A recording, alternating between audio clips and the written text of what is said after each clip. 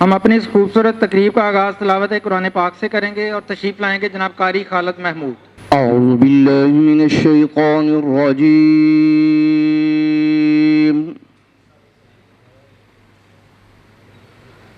بسم اللہ الرحمن الرحیم۔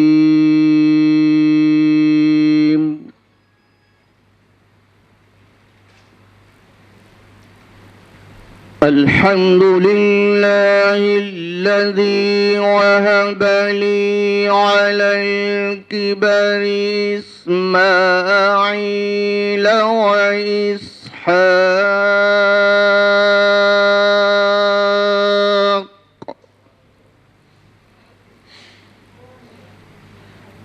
إن ربي لسميع الدعاء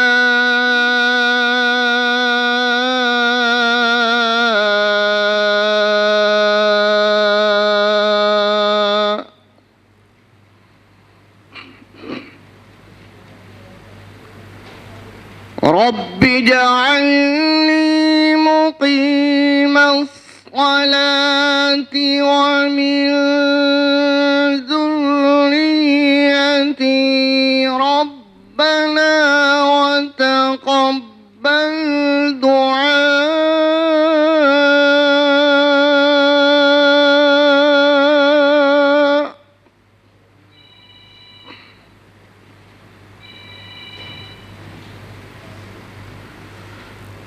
ربنا وتقبل دعاء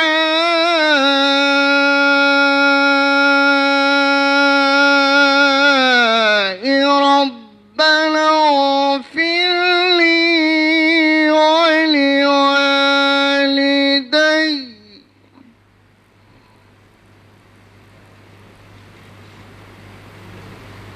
ربنا وتقبل دعاء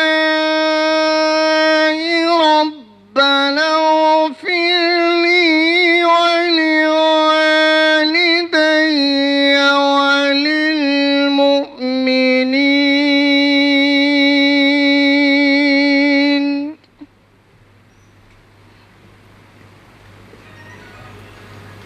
ربنا اغفر لي ولوالدي وللمؤمنين يوم يقوم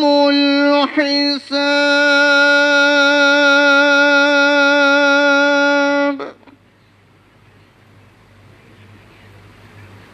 ربنا اغفر لي ولوالدي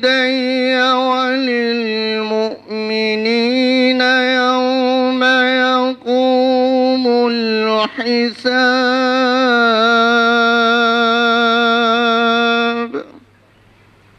صدق الله العظيم۔ بہت شکریہ جناب قاری خالد محمود۔ نعت رسول مقبول صلی اللہ علیہ وسلم پیش کریں گے عالمی شہرت یافتہ صدارتی ایوارڈ یافتہ جناب الحاج اختر حسین قریشی۔ کرے دلربا بن کے آیا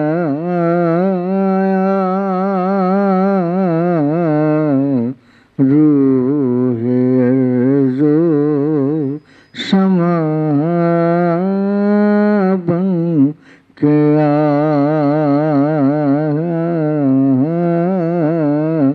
روح ارض و سما بن کے آیا سب رسول خدا بن کے آئے وہ حبیب خدا بن کے آیا وہ حبیب خدا بن کے آیا حضرت آمنہ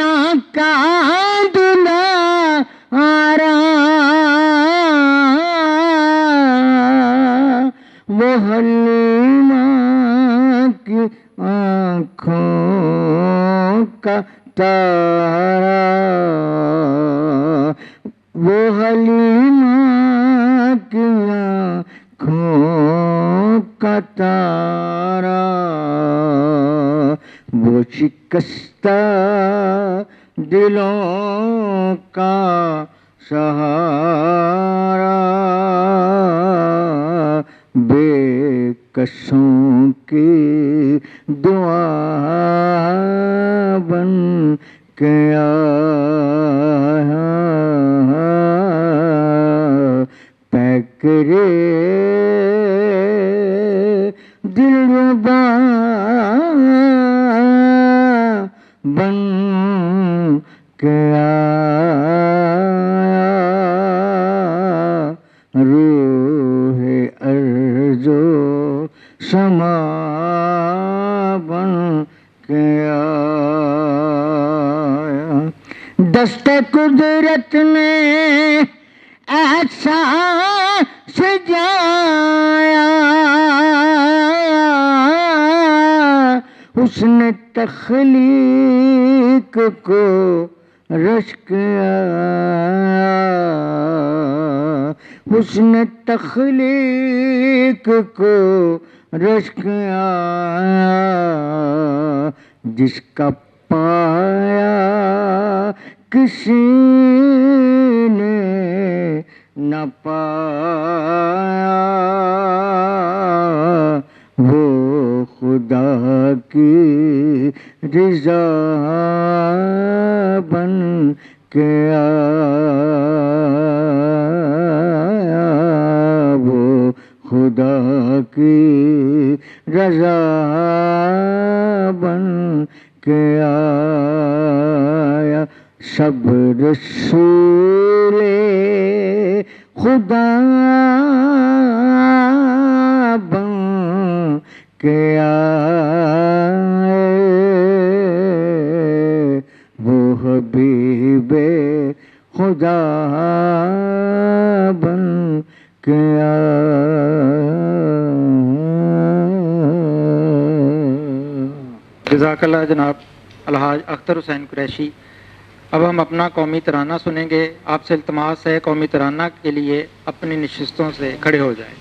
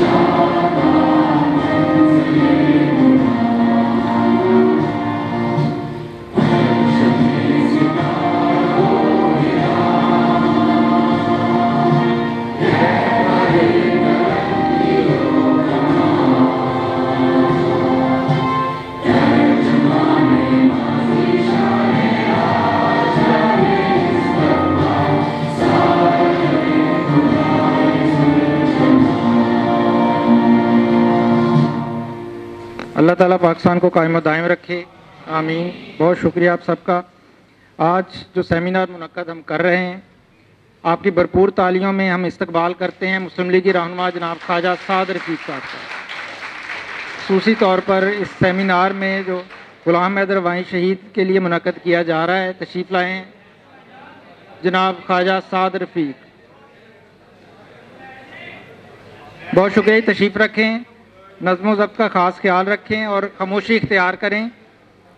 آج یہ سیمینار منعقد کیا جا رہا ہے سابق وزیر اعلیٰ پنجاب، بانی چیئرمین ادارہ نظریہ پاکستان، ممتاز مسلم لیگی رہنما اور کارکن تحریک پاکستان جناب غلام حیدر وائیں شہید کی 31ویں برسی کے سلسلے میں۔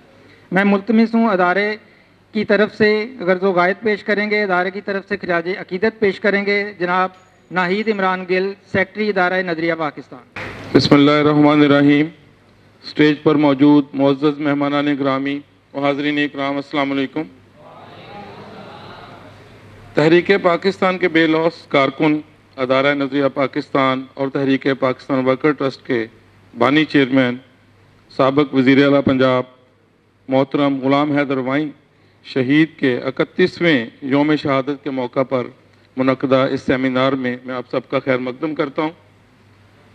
محترم غلام حیدر وائیں شہید ایک نظریاتی رہنما تھے جنہیں پاکستان کی خالق جماعت مسلم لیگ سے عشق تھا۔ انہوں نے اس جماعت کو گراس روٹ لیول پر منظم کرنے میں کلیدی کردار ادا کیا۔ خواتین و حضرات، محترم غلام حیدر وائیں ایک ادارہ ساز شخصیت تھے۔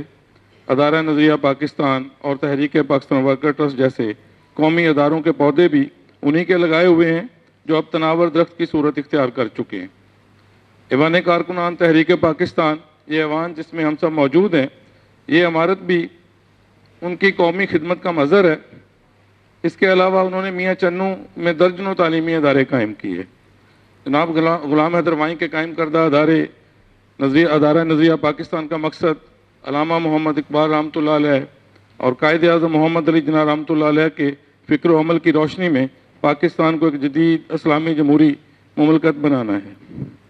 ان مقاصد کے حصول کے لیے ہمارا ادارہ ہمارے اکابرین اور معزز بورڈ آف گورنرز کے زیر سرپرستی ہمہ جہت سرگرمیوں میں مصروف رہتا ہے، جس کی وجہ سے جس کے تحت اس ایوان میں اور ایوان قائد اعظم میں روزانہ سینکڑوں طلباء طالبات وزٹ کرتے ہیں اور ان کو تحریک پاکستان کے متعلق، نظریہ پاکستان کے متعلق آگاہی فراہم کی جاتی ہے۔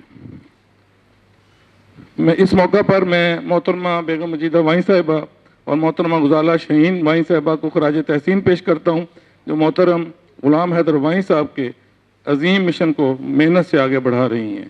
دعا ہے کہ رب ذوالجلال محترم غلام حیدر وائیں کے درجات بلند فرمائے، آمین۔ بہت شکریہ جناب ناہید عمران گل، سیکرٹری ادارہ نظریہ پاکستان۔ اب ہم اظہار خیال کا خراج عقیدت کا سلسلہ شروع کرتے ہیں۔ میری التماس ہے جتنے اظہار خیال کے لیے مقررین حضرات یہاں تشریف لائیں، مختصر گفتگو کریں اور غلام حیدر وائیں شہید کی حیات و خدمات کا مختصراً احاطہ کریں۔ سب سے پہلے ملتمس ہوں نائب صدر مسلم لیگ پنجاب، ممبر صوبائی اسمبلی جناب رانا محمد ارشد سے۔ بسم اللہ الرحمن الرحیم، الحمدللہ رب العالمین۔ اللہ تبارک و تعالی جو وحدہ لا شریک ہیں، جو رحیم بھی ہیں، کریم بھی ہیں، قہار بھی ہیں، غفار بھی ہیں، شکور بھی ہیں اور ہم سب کے رازق ہیں، زندگی اور موت کے مالک ہیں، ان کے کرم سے اور سردار دو جہان حضرت محمد صلی اللہ علیہ وسلم رحمت للعالمین ختم النبیین، وہ نہ ہوتے تو یہ جہان نہ ہوتا، ان کے قدموں کی خاک کے صدقے۔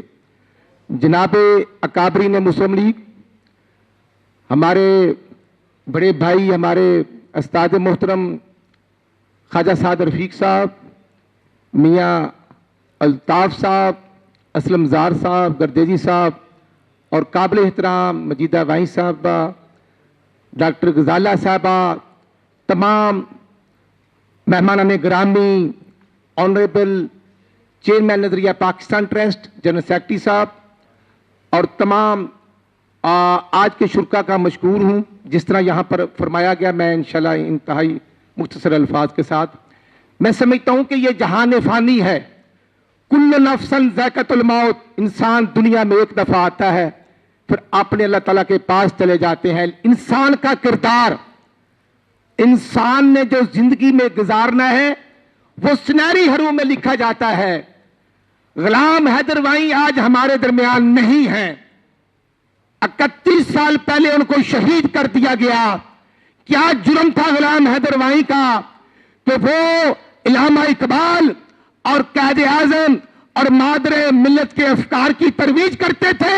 اس پاکستان کو جو ایٹمی پاکستان ہے، غلام حیدر وائیں اور ڈاکٹر مجید نظامی صاحب کی دعائیں اور ان کی کوششیں اور ان کا مشن شامل حال تھا۔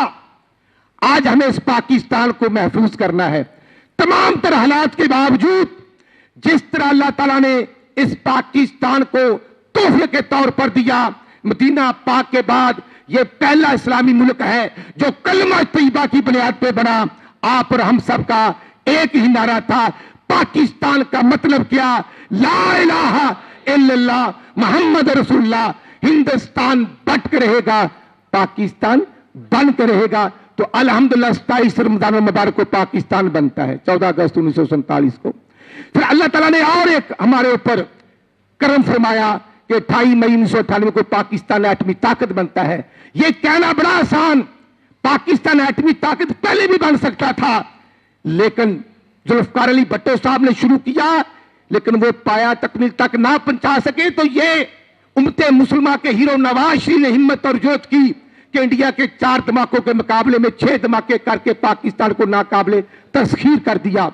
آج ہمیں اپنا اپنا رول ادا کرنا ہے, اس پیارے پاکستان کی سرحدوں کو محفوظ کرنا ہے. آج بنو ہو, ڈی آئی خاں ہو, شمالی وزیرستان ہو, جب وہاں ہمارے نوجوان بیٹے افواج پاکستان کے شہید ہوتے تو وہ ہمارے بیٹے ہیں, وہ ہماری حفاظت کرتے ہیں. اللہ تبارک و تعالیٰ غلام حیدر وائیں کے مشن پر ہم سب کو عمل کرنے کی ہمت اور توفیق عطا فرمائے. نظریہ پاکستان ٹرسٹ کو خراج تحسین پیش کرتا ہوں. ان کے تمام ورثاء کو, کارکنوں کو, ہم ان کے کارکن ہیں.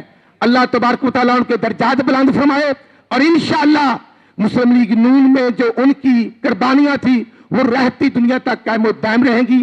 پاکستان زندہ باد, ڈاکٹر مجید نظامی زندہ باد, غلام حیدر وائیں زندہ باد. تشریف لائیں گے سابق secretary supreme court bar association اور اس کے علاوہ مسلم لیگ کے رہنما ہیں جناب محمد اسلم زار ایڈوکیٹ. بسم اللہ الرحمن الرحیم. عظیم لوگ مر نہیں سکتے, وہ صرف راستہ بدلتے ہیں. ان کے نقش قدم سے صدیوں تک منزلوں کے چراغ جلتے ہیں. صدر ذی وقار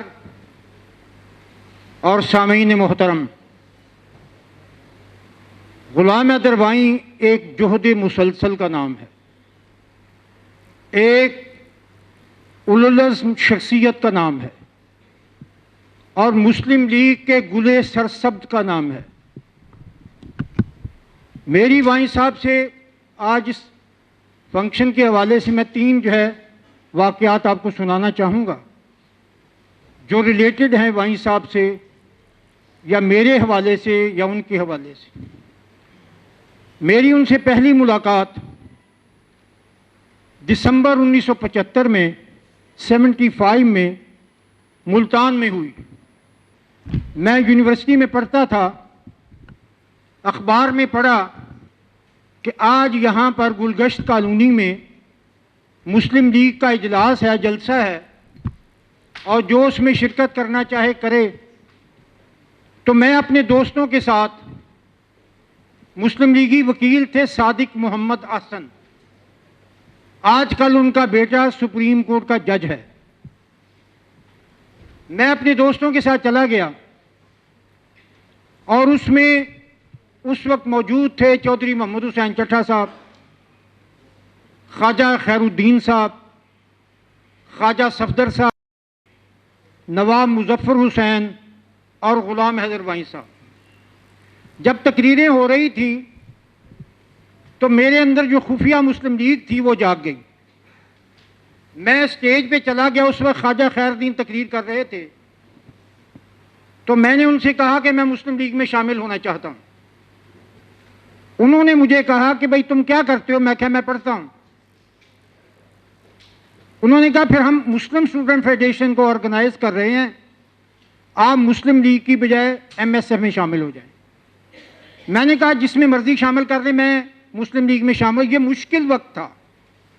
جو لوگ اس زمانے کو جانتے ہیں, ذوالفقار علی بھٹو صاحب کا سورج نصف النہار پہ تھا اور اپوزیشن کے کسی بندے کو برداشت نہیں کرتے تھے, اور جو کارکنوں کے ساتھ ہوتا تھا, سیاسی کارکنوں کے ساتھ, وہ بھی ناقابل بیان ہے.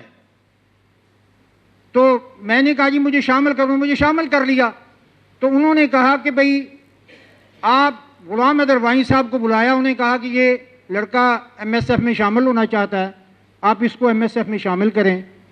اور وائیں صاحب نے مجھے کہا کہ بھئی تم کل ادھر ہی مجھے ملنا, میں تمہیں MSF کا لٹریچر دوں گا. مجھے یاد ہے کہ اس دن وائن صاحب نے خاکی رنگ کے کھدر کی شلوار قمیض پہنی ہوئی تھی. اس کے بعد میں نے وائن صاحب کو اس رنگ کی کپڑوں میں کبھی نہیں دیکھا. ہمیشہ وہ سفید رنگ کی شلوار قمیض پہنتے تھے. جس دن میری ملاقات ہوئی اس دن انہوں نے یہ کھدر پہنا ہوا تھا. تو انہوں نے مجھے لٹریچر دیا کہ یہ MSF ہے جو بنیادی لٹریچر ہے. وہ خواجہ سعد صاحب بھی جانتے ہیں. وہ جو بنیادی پمفلٹ تھے مجھے دیے, MSF کا آئین دیا اور مجھے کہا بھئی تم تنظیم سازی کرو. ایک تو یہ واقعہ ہے میری شمولیت کا. دوسرا واقعہ یہ ہے جو میں آپ کو سنانا چاہتا ہوں اپنے حوالے سے, کہ میں ہائی کورٹ بار کے سیکرٹری کا الیکشن لڑ رہا تھا. وائن صاحب وزیر اعلیٰ تھے. تو جو ہماری قیادت تھی, میاں نواز شریف صاحب, وائن صاحب, ذکی الدین پال صاحب, مجید نظامی صاحب, انہوں نے ایک میٹنگ کی. تو انہوں نے کہا ہائی کورٹ بار جو لاہور ہے اس کا صدر بھی مسلم لیگی ہونا چاہیے. انہوں نے میاں آفتاب فرق صاحب, آپ ان کا نام جانتے ہیں, جسٹس میاں آفتاب فرق صاحب, ان کو کہا کہ تم کھڑے ہو جاؤ. میاں صاحب نے کہا بھئی اسلم زار مجھ سے پوچھ کے سیکرٹری کھڑا ہوا ہے تو میں اس کو کیسے کہوں کہ تم بیٹھ جاؤ, چونکہ یہاں پریکٹس یہ ہے کہ کبھی یہاں صدر سیکرٹری ایک پینل کے نہیں جیتے. تو آپ پہلے اس سے بات کریں کہ وہ اس کو بٹھاؤ. مجھے وائن صاحب نے بلایا کہ بھائی یار تو بیٹھ جا. میں کہا میں ایک کارکن ہوں, بڑی مشکل سے میں نے ماحول بنایا ہے, یہ میاں صاحب تو جیت نہیں سکتے تو آپ مجھے بھی ہرا دیں گے. تو میں نے نہیں بیٹھنا بوٹنا, میں نے الیکشن لڑنا ہے. ادھر وائن صاحب پہ بہت دباؤ تھا قیادت کا کہ اس کو بٹھاؤ ہر صورت. خیر الیکشن ہوا, میں جیت گیا, میاں صاحب ہار گئے. اور جو ہے وائن صاحب اس بات پہ سخت ناراض ہو گئے. اس دوران کیا ہوا کہ وائن صاحب کی حکومت جو ہے کے خلاف نو کانفیڈنس ہو گیا. اسپیکر پنجاب اسمبلی نے اس کو چیلنج کر دیا لاہور ہائی کورٹ میں. میں اس وقت ہائی کورٹ بار کا سیکرٹری تھا. ایک دن صبح میں چیف جسٹس کی عدالت کی طرف آ رہا تھا صبح, تو میں نے دیکھا کہ وائن صاحب جو بھی 4 دن پہلے وزیر اعلیٰ تھے, وہ اور سلیم ستارہ, ان کا ایک جو ہے, ہاں وہ دونوں چیف جسٹس کا, جن لوگوں نے ہائی کورٹ دیکھی ہے, چیف جسٹس کے دفتر کے سامنے بورڈ کا درخت ہے, وائن صاحب اور وہ دونوں وہاں کھڑے ہیں اکیلے. وائن صاحب مجھ سے بولتے نہیں تھے. میں دیکھا, مجھے بڑا برا لگا, میں وائن صاحب کے پاس گیا, میں نے وائن صاحب کو جہاں سے بازو پکڑ لیا. انہوں نے رجسٹ نہیں کیا. میں نے کہا میرے ساتھ آئے.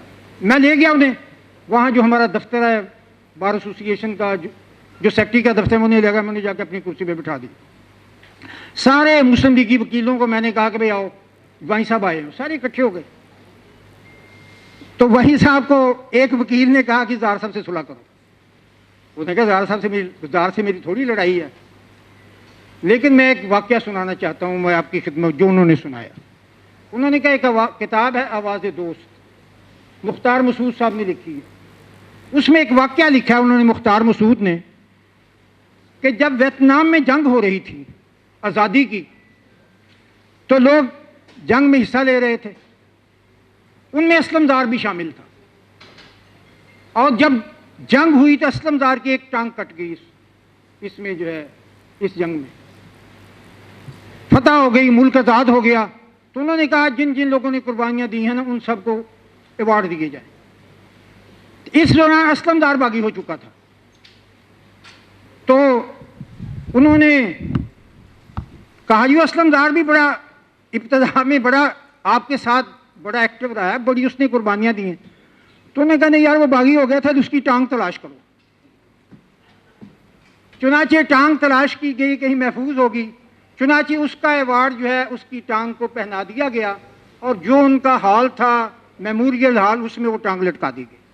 خیر اس کے بعد وائن صاحب سے میری تیسری بات, میں نے ان سے پوچھا, ایک دن انہوں نے مجھے خود ہی بتایا کہ کہنے لگے کہ آج میں نے حنیف رامی صاحب کو اور ملک معراج خالد صاحب لنچ پہ بلایا تھا، اور میری ان سے ڈسکشن یہ تھی کہ ہم تینوں میں غریب کون ہے.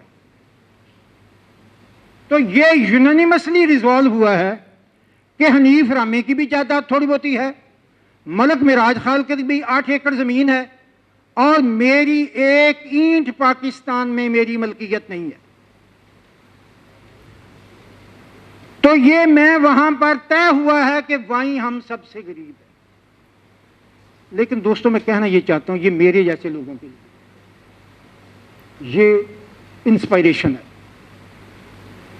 ہم لوگ جو نہ نواب ہیں، نہ جاگیردار ہیں، نہ ذمہ دار ہیں، نہ جو ہے ہمارا اس طرح کا کوئی بیک گراؤنڈ، مطلب میں اپنی فیملی میں پہلا شخص ہوں جو سیاسی کارکن بنا ہوں. مجھ جیسے لوگوں کے لیے انسپائریشن ہے یہ.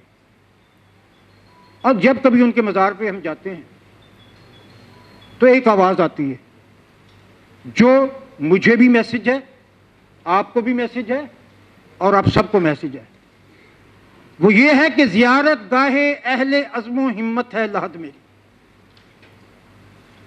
زیارت گاہ اہل عزم و ہمت ہے لحد میری، کہ میں نے خاک کو بتایا راز الوندی، کہ میں نے خاک کو بتایا راز الوندی. اور میری مشاطگی کی کیا ضرورت حسن مانی کو، میری مشاطگی کی کیا ضرورت حسن مانی کو، کہ فطرت خود بخود کرتی ہے لالے کی یہ نابندی. تو وائیں کی فطرت نے خود بخود ہنا بندی کی، اور یہی سبق ہم سب لوگوں کے لیے ہے. خوشامد کوئی چیز نہیں ہے، لعنت ہے خوشامد. جو بندے خوشامد کرتے ہیں وہ تاریخ میں اپنے آپ کو مسخ کرتے ہیں. سچ بات کہنا، سچی بات کہنا، صاحب الرائے شخص کبھی غلط بات نہیں کر سکتا، اس کا خوشامد سے کوئی تعلق نہیں ہے.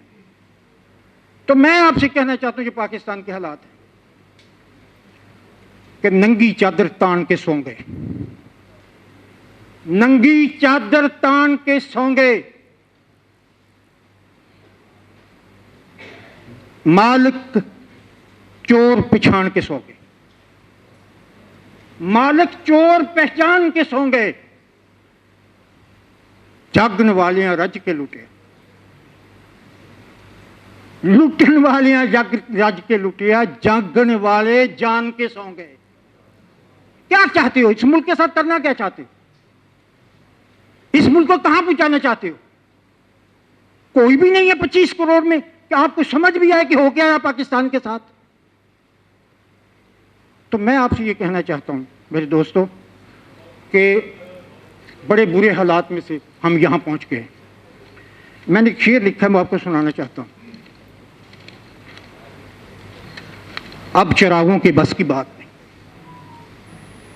اب چراغوں کے بس کی بات نہیں، دل جلاؤ بڑا اندھیرا ہے. بہت خوبصورت. جناب محمد اسلم زار ایڈوکیٹ تشریف لائیں گے. مسلم لیگی رہنما، کشمیری رہنما جناب سید نصیب اللہ گردیزی. بسم اللہ الرحمن الرحیم. نحمد و نصلی علی رسول الکریم. انتہائی واجب القدر شخصیات جو سٹیج پر بیٹھے ہوئے ہیں، اور اس حال میں سب کو سلام پیش کرتا ہوں. آج ہم اس درویش ہستی کا یوم شہادت منانے کے لیے جمع ہوئے ہیں جو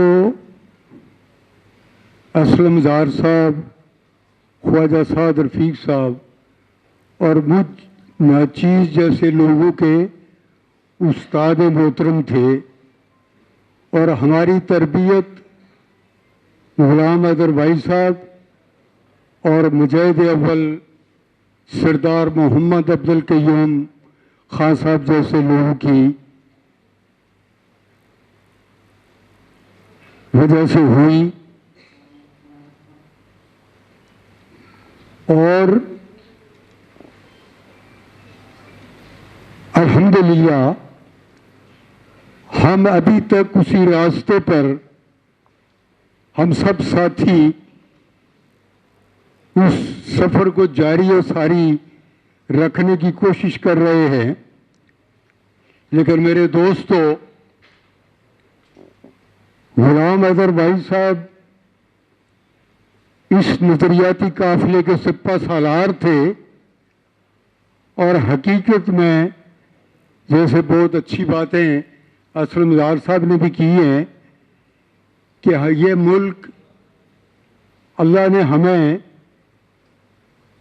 عطیے کے طور پر جو دیا اور اس کو حاصل کرنے کے پیچھے لا الہ الا اللہ محمد رسول اللہ کی بنیاد شامل تھی اور یہ دنیا کی نظریاتی مملکت کی بنیاد پر معرض وجود میں آئی.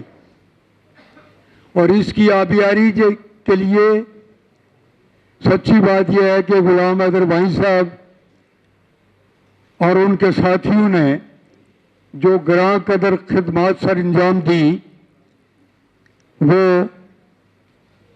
سنہری حروف پہ لکھی جائے گی. اور حقیقت بات یہ ہے کہ بھائی صاحب کی اس ساری کاوش کا نتیجہ ہے جو آج مسلم لیگ جس پوزیشن میں بھی ہے. بھائی صاحب کے اس سے پہلے مسلم لیگ ایک ڈرائنگ روم کی سیاست تک محدود تھی. وہ عوام الناس میں وہ مسلم لیگ نہیں تھی جس کی آبیاری غلام حیدر بھائی صاحب اور ان کے ساتھیوں نے کی. میرے دوستوں، میں اپنی بات کو مختصر کرتے ہوئے یہ ضرور کہنا چاہوں گا کہ ہمیں افسوس ہے کہ میرا وطن اسلامی دنیا کا واحد ایٹمی طاقت رکھنے والا ملک ہے، لیکن اس کی اندرونی حالت خاص طور پہ جو نظریاتی اور معاشی طور پر اس میچ پر جا چکی ہے کہ ہمیں سچی بات یہ ہے کہ مجھ جیسے خاکسار کو جب اس طرف دھیان آتا ہے تو میرے حلق سے لقمہ نیچے نہیں اترتا. ہم جس حالت سے گزر رہے ہیں، لیکن ٹھیک کہا اسلم زار نے کہ 25 کروڑ لوگوں میں کیا کوئی شخص بھی ایسا نہیں ہے کیا اس کی مشکل اس کے حالات میں اپنے آپ کو اس کی خدمات کے لیے پیش کرے. میں نے کچھ عرصہ پہلے ایک دوست کے یہاں ایک میٹنگ ہوئی تھی. زار صاحب نے مجھے کل فون کر کے پوچھا کہ وہ جو تم نے وہاں پر بات کہی تھی کہ ہم نے پاکستان میں چل پھر کر کچھ کام کرنا ہے، اس کا کیا ہوا؟ تو اس کے لیے میں اس اسٹیج سے باضابطہ یہ گزارش کرنا چاہوں گا اسلم زار صاحب اور خواجہ سعد رفیق صاحب کو کہ آپ جیسے کمیٹڈ اور نظریاتی لوگوں کو اس ملک کی حفاظت کے لیے اس کی نظریاتی اور معاشی حالات کو مد نظر رکھتے ہوئے اس کے لیے آپ کو میدان عمل میں نکلنا پڑے گا.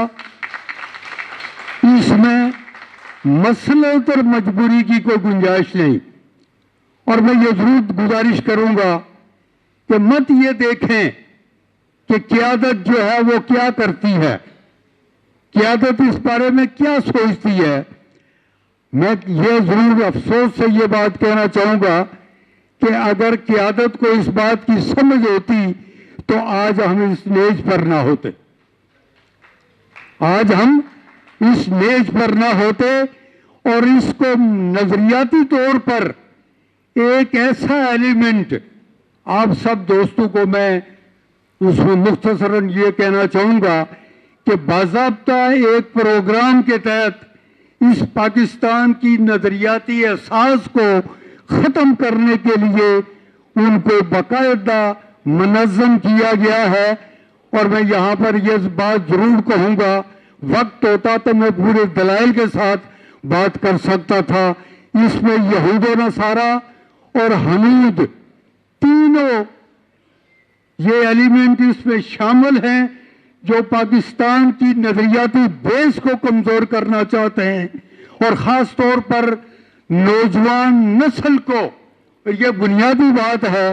صلاح الدین ایوبی نے کہا تھا ایک دن کہ اگر کسی معاشرے کو اس کو اگر ختم کرنا چاہیں تو اس کی بیس جو ہے وہ نوجوان نسل کا ہے. اس نسل کو خراب کر دیا جائے تو وہ معاشرہ، وہ ملک خود بخود خراب ہو جائے گا، ختم ہو جائے گا. تو ہم اس نیز پر ہیں. میں اپنی بات کو مختصر کرتے ہوئے غلام حیدر وائن صاحب کو خراج تحسین پیش کرتا ہوں. اور دیکھیے تو صحیح کہ اس کے بانیان قائد اعظم رحمۃ اللہ علیہ جیسے لوگ، اگر وہ اس طرح کے لوگ نہ ہوتے تو یہ ملک بن نہ سکتا. لیکن میں یہ ضرور کہوں گا پھر ایک مرتبہ اسلم زار صاحب سے، خواجہ سعد رفیق اور ان کے ساتھیوں سے، کہ ہمیں وہی کام کرنا چاہیے. اور میں یہاں پر اگر مجھے اجازت دیں، خواجہ صاحب پتہ نہیں کیا کہیں گے، کہ ہم ایک مرتبہ، میں واقعہ سنا کے بات کو ختم کروں گا، کہ احمد صاحب کی ایک میٹنگ ہو رہی تھی مسلم لیگ ہاؤس میں. رات کے تقریباً 11:30 بج گئے. تو خواجہ سعد رفیق نے اپنے دوستوں کو کہا کہ آپ گوال منڈی وہاں چلے، سردار مچھلی والے کے سارے لوگ وہاں چل کے کھانا کھاتے ہیں. تو جب وہاں پر ہم گئے تو خواجہ سعد رفیق نے آہستگی سے ایک دوست کے کان میں کہا کہ نصیب اللہ گردیوی چونکہ سینئر ہیں، ان کے لیے ایک پاؤ پر مچھلی اور باقی سب کے لیے پکوڑوں کا انتظام کریں. ان کو یاد ہوگی وہ بات. ہم نے ایم ایس ایف کی، مسلم لیگ کی اور اس کے نظریے کے لیے اس طرح سے کام کیا، اور ہم اتنے کمزور بھی نہیں ہیں. میں آخری بات جو کہنا چاہتا ہوں کہ ہم غلام حیدر وائن اور مجاہد اول سردار عبدالقیوم کے شاگرد گئے. میں 2 مرتبہ فلیگ ہولڈر رہا ہوں، اور 2016 میں مجھے یہ شہباز شریف صاحب وزیر اعلیٰ پنجاب تھے، انہوں نے مہربانی میں اپنا 7 والا مجھے آفس دیا ہوا تھا. مجھے 3 کروڑ روپیہ کیش ایک صاحب نے، میں نام نہیں لینا چاہوں گا، اس وقت وہ پی ٹی آئی میں ایک بڑا لیڈر ہے، وہ لے کے میرے پاس آئے اور وہ انہوں نے کہا کہ میں یہ جرمنی سے یہ پیسے لے کے آیا ہوں، یہ 3 کروڑ روپیہ، 1 کروڑ روپیہ آپ کے آستانے کے لیے اور 2 کروڑ روپیہ مسلم لیگ کے لیے، اور میرے لیے یہ کام کر دیں. وہ مناسب بات نہیں ہے کرنے کی. میں نے یہ کہا کہ یہ ممکن نہیں ہے. میں چونکہ پارلیمنٹ بورڈ کا ممبر بھی تھا، میں نے کہا یہ ممکن نہیں ہے کہ ہم ایسی بات کریں. چونکہ یہ کمٹمنٹ ہو چکی ہے. وہ پیسے رکھ کے چلا گیا، اور 4 دن کے بعد وہ صاحب واپس آئے تو انہوں نے کہا کہ اچھا آپ اور کچھ نہ کریں، کم از کم مجھے حمزہ صاحب سے ملا دیں، یہ پیسے میں نے واپس نہیں لینے، یہ پیسے میں نے واپس نہیں لینے. تو میں نے ان کو کہا، میرے دل میں یہ سوچا کہ میں نے حمزہ صاحب سے ملانا کوئی مشکل بات نہیں تھی. میں نے ان سے یہ سوچ کے یہ کہا کہ اگر ان کو میں نے حمزہ صاحب سے ملا دیا تو میرے لیے مشکلات میں اضافہ ہو جائے گا، میں وہ بات انکار نہیں کر سکوں گا، میرے لیے مشکل ہو جائے گی. تو الحمدللہ غلام حیدر وائن صاحب کے شاگرد بھی الحمدللہ زندہ سلامت ہیں، اور اس نظریے کے لیے آخری اپنی زندگی کا آخری وقت بھی اس کے لیے مخصوص کرنا چاہتے ہیں. تو میری دوستوں سے درخواست ہے کہ اس نظریاتی مملکت کی حفاظت کے لیے بغیر کسی مسلط اور مجبوری کے لیے آپ کو میدان عمل میں نکلنا پڑے گا. اس کے علاوہ اس کا کوئی حل نہیں. وآخر دعوانا الحمدللہ رب العالمین. بہت شکریہ جناب سید نصیب اللہ گردیوی صاحب. بجا فرمایا آپ نے کہ جناب غلام حیدر وائن شہید ہمارے نظریاتی قافلے کے سربراہ تھے. تشریف لائیں گے جناب حبیب اللہ صحرائی. آپ منظوم خراج عقیدت پیش کریں گے جناب غلام حیدر وائن شہید کی ملک و ملت کی خدمات کے لیے. جناب حبیب اللہ صحرائی. ਅੱਜ ਵਾਈ ਸ਼ਹੀਦ ਦਾ ਤਜ਼ਕਰਾ ਏ, ਨਜ਼ਰੀਆਤੀ ਸਰਹੱਦਾਂ ਦਾ ਪਹਿਰੇਦਾਰ ਸੁਣੀਏ। ਵਾਈ ਕੀਤਾ ਕਾਇਮ ਅਦਾਰਿਆਂ ਨੂੰ, ਨਿਜ਼ਾਮੀ ਸਾਹਿਬ ਸੀ ਨਾਲ ਸਰਦਾਰ ਸੁਣੀਏ। ਨਜ਼ਰੀਆ ਪਾਕਿਸਤਾਨ ਟਰਸਟ ਬਣਾ ਦਿੱਤਾ, ਅਦਾਰੇ ਹੋਰ ਬੇਸ਼ੁਮਾਰ ਸੁਣੀਏ। ਤਾਮੀਰੇ ਵਤਨ ਲਈ ਵਾਈ ਨੇ ਕੰਮ ਕੀਤਾ, ਸ਼ਹੀਦ ਕੀਤਾ ਕਿਸੇ ਗੱਦਾਰ ਸੁਣੀਏ। ਹਿਜਰਤ ਵੇਲੇ ਵਾਈ ਨੇ ਸਮਾਨ ਜੋ ਉਠਾਇਆ ਸੀ, ਪਰਚੇ ਨਵਾਏ ਵਕਤ ਦੇ ਦੋਸਤੋਂ ਲਿਆਇਆ ਸੀ। ਤਸਵੀਰਾਂ ਬਾਬੇ ਕੈਦ ਦੀਆਂ ਲੋਕੋ ਵਾਈ ਕੋਲ ਸੀ, ਬਚਪਨਾ ਸੀ ਵਾਈ ਦਾ ਇਹੋ ਉਹਦਾ ਰੋਲ ਸੀ। ਬੀੜੀ ਮਿੰਬਰੀ ਤੋਂ ਸਫ਼ਰ ਕੀਤਾ ਜਾਰੀ ਏ, ਕੈਦੇ ਹਿਜ਼ਬ ਇਖਤਲਾਫ ਤੱਕ ਆਈ ਵਾਰੀ ਏ। ਮੁਸਲਿਮ ਲੀਗ ਨਾਲ ਵਾਈ ਨੂੰ ਪਿਆਰ ਸੀ, ਮੀਆਂ ਮੁਹੰਮਦ ਨਵਾਜ਼ ਸ਼ਰੀਫ ਦਾ ਵਫਾਦਾਰ ਸੀ। ਦਰਵੇਸ਼ ਵਜ਼ੀਰੇ ਆਲਾ ਹੋਇਆ ਮਸ਼ਹੂਰ ਸੀ, ਮੁਸਲਿਮ ਲੀਗ ਨਾਲ ਪਿਆਰ ਬੜਾ ਬਾਸ਼ਊਰ ਸੀ।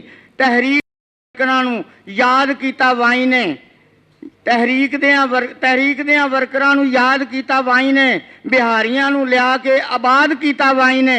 ਸਰ ਸੈਦ ਮੀਆਂ ਚੰਨੂ ਦਾ ਬਣਾਏ ਅਦਾਰੇ ਸੀ, ਤਾਲੀਮ ਨਾਲ ਪਿਆਰ, ਸਾਰੇ ਕੰਮ ਕੀਤੇ ਭਾਰੇ ਸੀ। ਕਿਹੜੇ ਕਿਹੜੇ ਕੰਮ ਦੱਸਾਂ, ਕੰਮ ਬੇਸ਼ੁਮਾਰ ਜੀ। ਜ਼ਾਤ ਵਿੱਚ ਅੰਜਮਨ ਵਾਈ ਸਰਕਾਰ ਜੀ। ਬਾਬੇ ਪਾਕਿਸਤਾਨ ਨਿਸ਼ਾਨੀ ਲੋਕੋ ਵਾਈ ਦੀ, ਆਵਾਮ ਨਾਲ ਪਿਆਰ ਮਿਹਰਬਾਨੀ ਲੋਕੋ ਵਾਈ ਦੀ। ਸ਼ਹੀਦ ਕੀਤਾ ਜ਼ਾਲਮਾਂ ਨੇ ਵਾਈ ਦਾ ਕਸੂਰ ਨਾ, ਇਹੋ ਜਿਹਾ ਲੀਡਰ ਦਿਸੇ ਦੂਰ ਦੂਰ ਨਾ। ਮਿਸ਼ਨ ਵਾਈ ਸਾਹਿਬ ਦਾ ਲੋਕੋ ਅੱਜ ਜਾਰੀ ਏ, ਡਾਕਟਰ ਗਜ਼ਾਲਾ ਸ਼ਹੀਨ ਚੁੱਕੀ ਜ਼ਿੰਮੇਦਾਰੀ ਏ। ਮੁਹਤਰਮਾ ਮਜੀਦਾ ਵਾਈ ਸਬਰ ਵਾਲੀ हस्ती है, डॉक्टर गजाला की कीती सरपरस्ती है।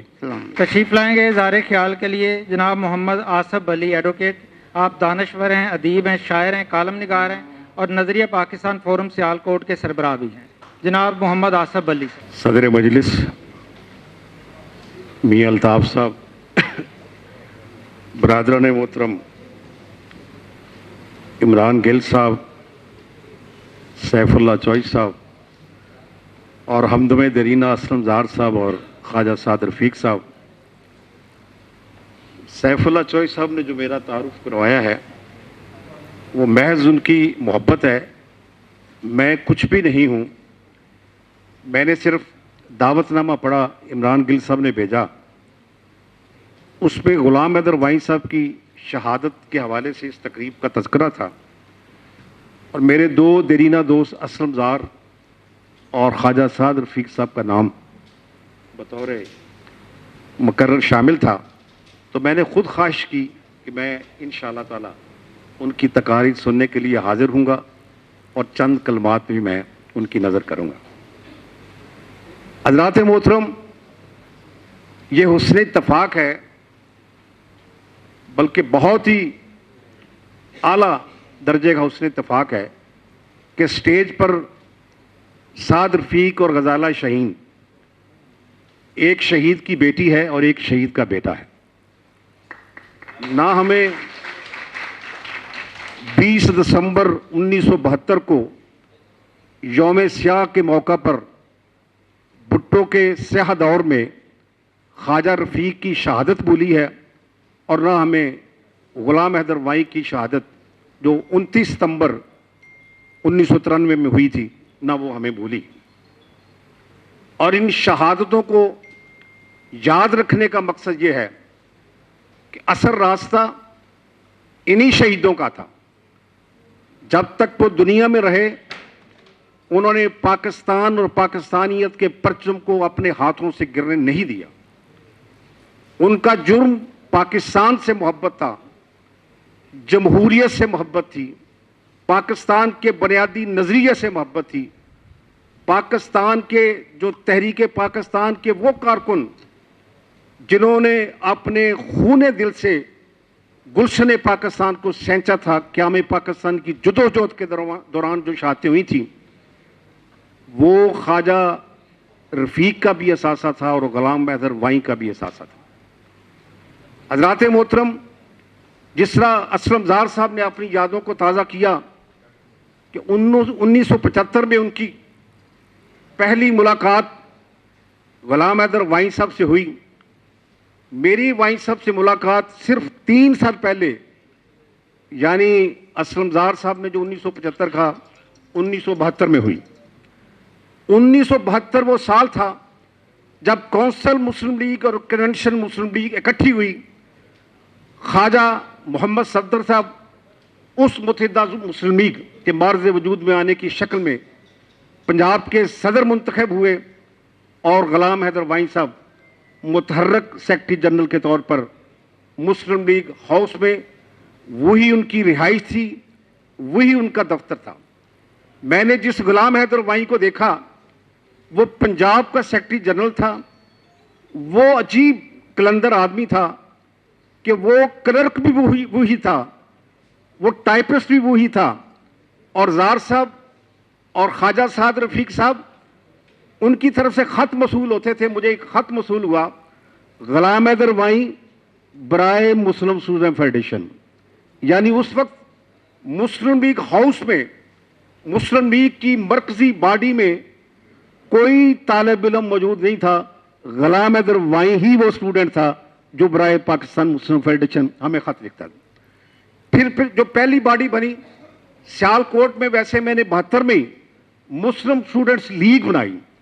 خواجہ صاحب مجھے یہ نہیں پتا تھا کہ جو تحریک پاکستان میں مسلم فیڈریشن ہے, جس کے بانی صدر حمید نظامی تھے اور بانی سیکرٹری عبدالسلام خورشید تھے, مجھے یہ نہیں پتا تھا کہ اس کا نام مسلم اسٹوڈنٹ فیڈریشن ہے اور ایک آل انڈیا مسلم اسٹوڈنٹ فیڈریشن تھی.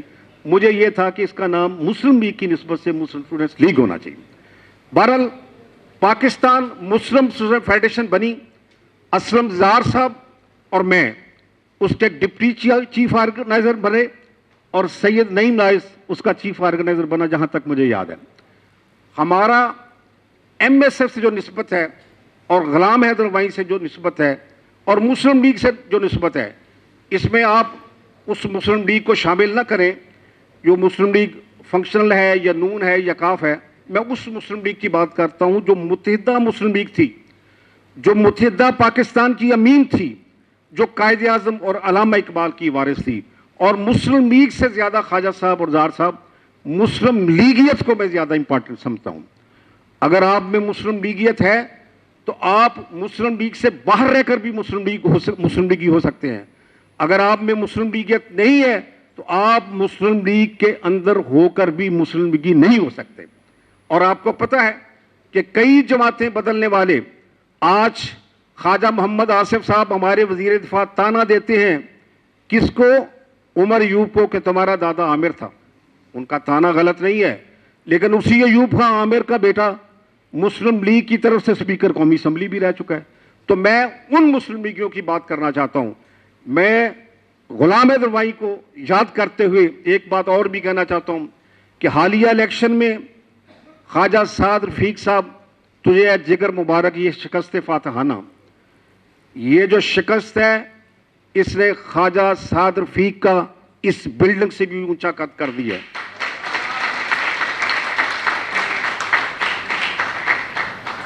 جو خیرات ہے, جو خراج ہے, وہ فقیروں کو ملتی ہے, وہ ان جیسے کلندروں کو نہیں ملتی, اور نہ یہ کلندر قبول کرتے.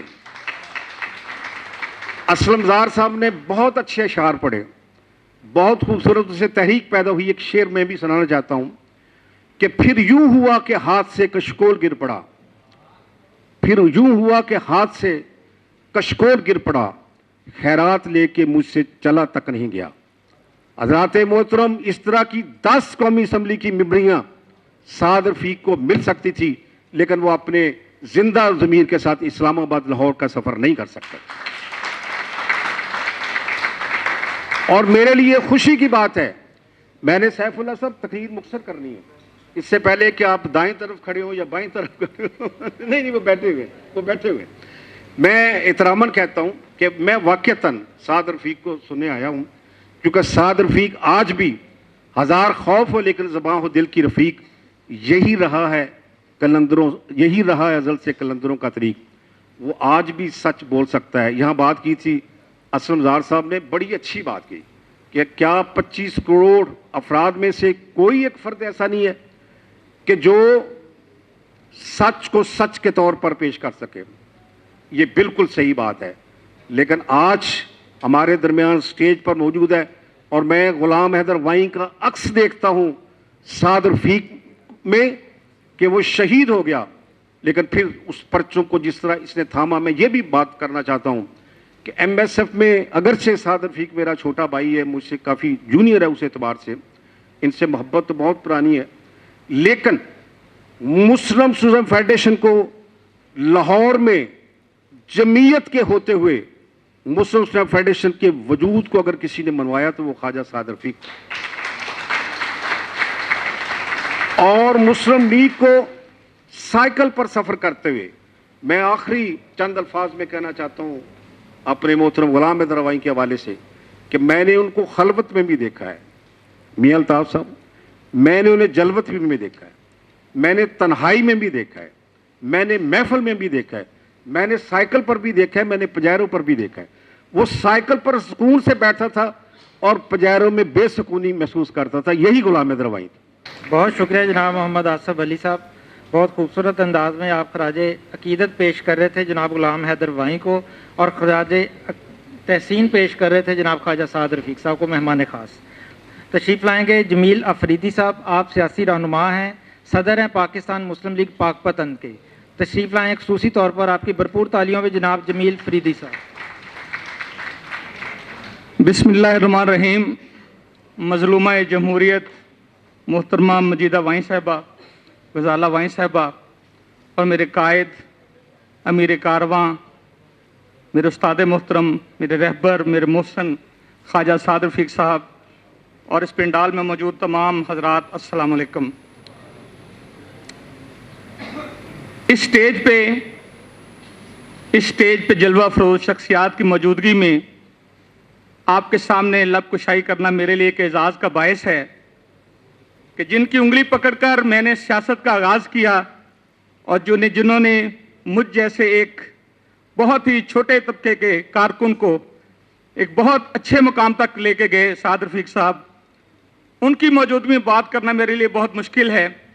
لیکن ہم خراج تحسین پیش کرنے کے لیے یہاں حاضر ہوئے ہیں محترم غلام حیدر روائیں صاحب کو, تو عرض کروں گا کہ گہنا گیا وہ چاند مگر اس کے نور سے, گہنا گیا وہ چاند مگر اس کے نور سے, دیوار و در وطن کے ہیں تاباں اسی طرح, لہرا چکی وہ برق مگر اس کتاب سے, قندیل آرزو ہے فروزاں اسی طرح. حضرات ذی وقار, پاکستان میں جب سو کالڈ پروگریسو اور سوشلسٹ نظریات کو فروغ دیے جانے کی سازش کی جا رہی تھی, اس وقت غلام حیدر روائیں نے جو نظریہ پاکستان کی شکل میں ایک بہت بڑا بند باندھا, جس نے خواجہ سعد رفیق اور ان کی قیادت میں ہم جیسے نوجوانوں کو پاکستان کی اور پاکستانیت کی اصل روح سے روشناس کروایا, وہ غلام حیدر روائیں کا نظریہ پاکستان کا فلسفہ ہے. حضرات ذی وقار, بات کو مختصر کرنا ہے احتراماً بھی, لیکن یہ عرض کرتا چلوں کہ آج کے اس دور میں جب سیاست میں غیر نظریاتی, غیر جمہوری اور بد زبانی کرنے والے پاکستانیت کی روح کے ساتھ کھیلنے والوں نے سیاست کو پرگندہ کر دیا ہے, اور آج ضرورت ہے کہ ہم غلام حیدر روائیں کے فلسفے کو سامنے رکھتے ہوئے اپنے لیے نئی راہیں تلاش کریں. آج غلام حیدر روائیں کی روح ہم سے یہ تقاضا کر رہی ہے کہ ہم سب اٹھیں, اور خواجہ سعد رفیق صاحب کو جیسے ابھی انہوں نے فرمایا ہے کہ ان سے گزارش کروں گا کہ ہم سب آپ کی طرف دیکھ رہے ہیں, آپ کی شکل میں ہمیں غلام حیدر روائیں نظر آ رہا ہے. آپ ہی وہ شخصیت ہیں جو پاکستان کو اس کی روح کی طرف, اس کی اصل سوچ کی طرف لے جا سکتے ہیں. آج پاکستان کی سیاست کو دیکھتے ہوئے, آج پاکستان کے حالات کو دیکھتے ہوئے, آج مسلم لیگ کے نظریہ حالات کو دیکھتے ہوئے, آج پنجاب کے حالات دیکھتے ہوئے مجھے امرتا پریتم کو چند اشعار یاد آ گئے کہ اج آکھاں وارث شاہ نوں کتے قبراں وچوں بول, اج آکھاں وارث شاہ نوں کتے قبراں وچوں بول, تے اج کتاب عشق دا کوئی اگلا ورقہ پھول, ایک روئی سی تھی پنجاب دی تو لکھ لکھ مارے وین, اج لکھاں تیاں روندیاں تینوں وارث شاہ نوں کہن, اٹھ درد منداں دیا دردیا تک اپنا دیس پنجاب, اج بیلے لاشاں وشیاں, اج لوبی پئی جناب, اج سبے قیدو بن گئے حسن عشق دے چور, کتھوں لیاواں لب کے غلام حیدر روائیں کھور.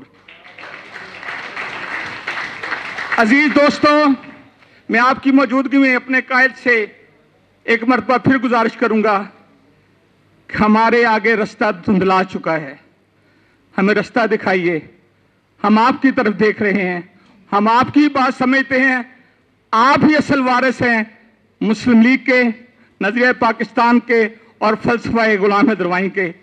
وائیں صاحب کے لیے آخر میں کہوں گا کہ حیات و مرگ کے پرپیچ راہ گزاروں میں، حیات و مرگ کے پرپیچ راہ گزاروں میں کوئی ہوا، کوئی آندھی تجھے نگل نہ سکی، کسی طرح نہ خریدا گیا خلوص تیرا، چٹان جھوم کے ٹوٹی مگر پگھل نہ سکی۔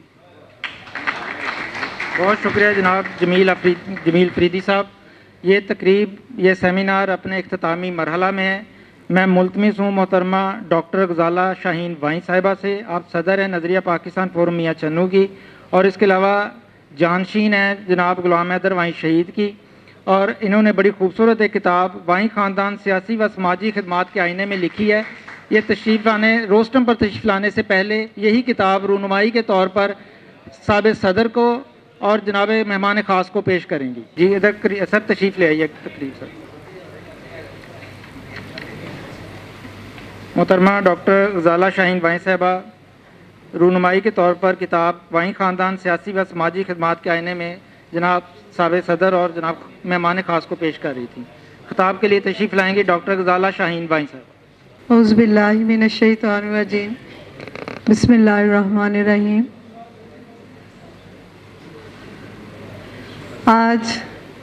آج وہ سوگوار دن ہے جس دن میرے پاس لفظ نہیں ہوتے۔ میری آنکھوں میں صرف وہی عکس ہوتا ہے جب وائیں صاحب کی شہادت کی خبر آئی تو میں اس جگہ پر پہنچی اور میں نے جس طرح ان کو وہاں دیکھا تو وہ میرے ذہن میں نقش ہو گیا۔ میں اس وقت ایف اے کی اسٹوڈنٹ تھی اور وہ میرے ذہن میں نقش ہو گیا۔ مجھے ان کی ساری پچھلی جدوجہد جو انہوں نے عوام کے لیے کی، جو انہوں نے رفاہی ادارے قائم کیے، جو انہوں نے پاکستان کی سیاست میں رہتے ہوئے جس طرح سے پاکستان کی بقا کے لیے کام کیا انہوں نے، وہ ایک فلم کی طرح میرے ذہن میں چلتا ہے، اور پھر میں اس کو اپنے مضبوطی سے اس کو اپنے ذہن میں، دل میں اس کو سما لیتی ہوں، اور پھر اس کو یاد کرتے ہوئے میں ان کے مشن کو لے کر آگے بڑھتی رہتی ہوں۔ 31 سال زندگی کے ہو گئے، 31 سال ان کے اس مشن کو لے کر بیگم وجیدہ وائیں صاحبہ کے ساتھ مل کر، گو کہ میں ان کی پیدا کردہ اولاد نہیں ہوں، لیکن مجھے یہ فخر ہے کہ میرے والدین نے اور انہوں نے جو میری تربیت کی وہ صرف اور صرف یہی ہے کہ قائد اعظم کے پاکستان کو، علامہ اقبال کے پاکستان کو، مادر ملت کے پاکستان کے لیے جو وہ کرتے رہے ہیں پاکستان کی بقا کے لیے، اپنی آنے والی نسل کی بقا کے لیے، وہ اسی طرح اس سلسلے کو جاری رکھنا ہے اور اس کو لے کر آگے بڑھتے رہنا ہے۔ میں اسٹیج پر موجود اتنی عظیم اور اتنی معتبر ہستیاں بیٹھی ہوئی ہیں، ان کے سامنے یہ استاد ہیں سارے، اور ان سے میں بہت کچھ، میں ان کی باتوں سے، ان کے عملوں سے بہت کچھ سیکھا ہے، اور انشاءاللہ تعالی میں طفل مکتب ہوں، سیکھتی رہوں گی، اور یہ میری ایک چھوٹی سی کاوش ہے، اور اس کو میں نے 15 سال ان سے ریلیٹڈ جو ان کا مٹیریل تھا، بہت کچھ ان کی فائلیں مجھے، جو ان کے ہمیشہ وہ جو بھی کام کرتے تھے اس کی ڈبل فائل ہوتی تھی، ایک گھر والے آفس میں اور ایک مسلم لیگ کے آفس میں، تو مجھے بہت کچھ وہاں سے ملا۔ دوسری کتاب بھی میری زیر طباعت ہے، وہ انشاءاللہ تعالی اگلی برسی میں پیش کروں گی۔ ایک مختصر سی کوشش تھی، اور میں امید کرتی ہوں کہ آپ مجھے ہمیشہ اپنی دعاؤں میں یاد رکھیں گے، اور آپ کا یہاں آنا ہر برسی پہ وہ 1 سال کی مجھے انرجی مل جاتی ہے۔ آپ سب میاں چنو سے لوگ جب پوری تحصیل میاں چنو کے ان کے ساتھی اکٹھے ہوتے ہیں تو وہ میرے لیے باعث فخر اور وہ تقویت کا باعث ہوتے ہیں، سارا ان کا آنا اور ان کو یاد کرنا، اور यहाँ 31 साल से नज़रिया पाकिस्तान ट्रस्ट की टीम जिस तरह से उनको याद रख रही है और उनके कामों को जिस तरह से आगे बढ़ा रही है, मैं सलाम पेश करती हूँ आप सबको और आप सबको भी कि कि अगर अब हम में से कोई एक दो 10 उनके नक्शे कदम पर चलते हुए, अच्छे लोगों के नक्शे कदम पर चलते हुए पाकिस्तान की बका में अपना कुछ ना कुछ हिस्सा डालेगा, तो ये हम सब की, ये हमारी आखिरत, उससे हम सुरखरू होंगे। तो अल्लाह ताला आप सब लोगों को अपने अमान में रखे और जितनी भी ये स्टेज पर मोतबर हस्तियाँ बैठी हैं, मैं आप सब लोगों को सलूट पेश करती हूँ। बेगम मजीदा वाई साहबा,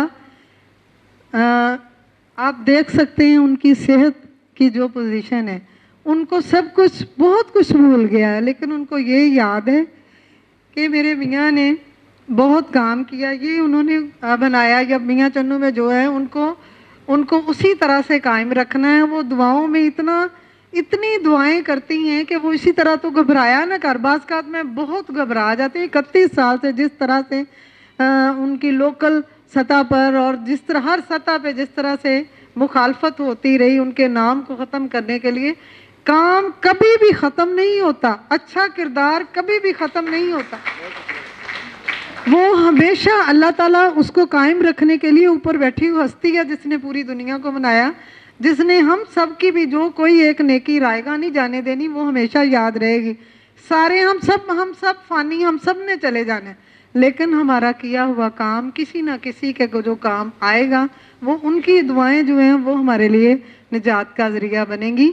मैं बेगम साहबा की बात, बस 2 लफ्ज़ और कहना चाहूँगी, इनकी बात करना चाहती हूँ। उनको बहुत कुछ भूल गया, लेकिन उनको ये याद है कि हैदर की आज, वो उनको हमेशा हैदर कहती थी, हैदर की आज बरसी है, तो मैंने जाना है, मुझे पता है मैं जिस तरह से उनको यहाँ तक लेकर आई हूँ और जिस तरह से वो यहाँ पहुँची हैं, अभी वो बैठी वो किताब जब देख रही हूँ उनकी तस्वीरें, वो बहुत अकीदत का इजहार करती हैं, कहती होती हैं, मैं अक्सर मेरे आंसू जब निकलते हैं तो वो कहती रोया ना कर, मैं तेरे लिए बहुत दुआवां करनी है और तेरियां दुआवां जेड़ी हैं वो मेरियां दुआवां जेड़ी हैं वो कभी भी तेन कमज़ोर नहीं होने देंगे, और आप सबका साथ और आप सबकी दुआएं भी मुझे कभी कमज़ोर नहीं होने देंगी।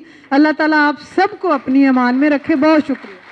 ख़वातीन व हज़रात, इस तकरीब के अख्तामी मरहला में मैं मुल्तमिस हूँ पाकिस्तान के सबसे बड़े सियासी मुदब्बर और सियासी अमल के सबसे बड़े हमायती मुस्लिम लीगी रहनुमा जनाब ख्वाजा साद रफ़ीक से आज की इस तकरीब के मेहमान ख़ास हैं, और मैं ये बताता चलूँ, ये आप शहीद जमहूरियत जनाब ख्वाजा मोहम्मद रफ़ीक शहीद के साहबजादे हैं। तशरीफ़ लाएंगे जनाब ख्वाजा मोहम्मद साद रफ़ीक। बिस्मिल्लाहिर्रहमानिर्रहीम। मोहतरमा ईदा वाई साहिबा, मेरी छोटी बहन गजाला शाहीन साहिबा, बरादर मोहतरम असलम ज़ाहर साहब, गर्देजी साहब, आसिफ अली साहब, आज की इस मजलिस के सदर मियाँ साहब, अकाबरीन, मुअज़्ज़ज़ ख़वातीन व हज़रात, स्टूडेंट्स और जर्नलिस्ट, अस्सलाम वालेकुम। तवील अरसा हुआ मैं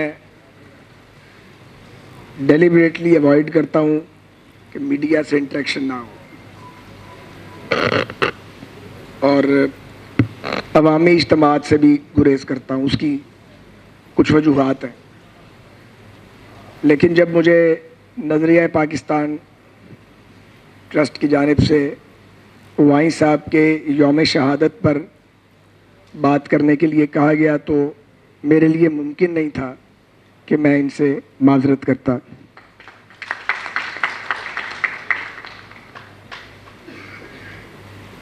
वैसे तो मैं एक ऐसे घर में पैदा हुआ हूँ जो मुस्लिम लीगी ख़ानदान था, लेकिन रिकॉर्ड की बात यह है कि पाकिस्तान बनने के बाद जब मुस्लिम लीग इक़्तिदार परस्त जागीरदारों की बांदी बना दी गई थी, तो हुसैन शहीद सोहरावर्दी की क़यादत में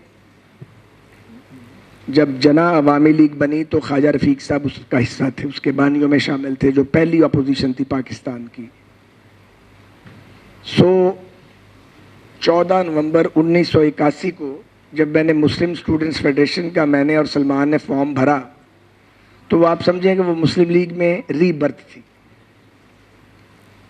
یہاں اسلم زار صاحب بیٹھے ہیں, آصف بھلی صاحب ہیں, گردیزی صاحب ہیں, ریاض فتیانہ صاحب سے آپ کا رابطہ نہیں ہوا, انہیں بھی یہاں ہونا چاہیے تھا.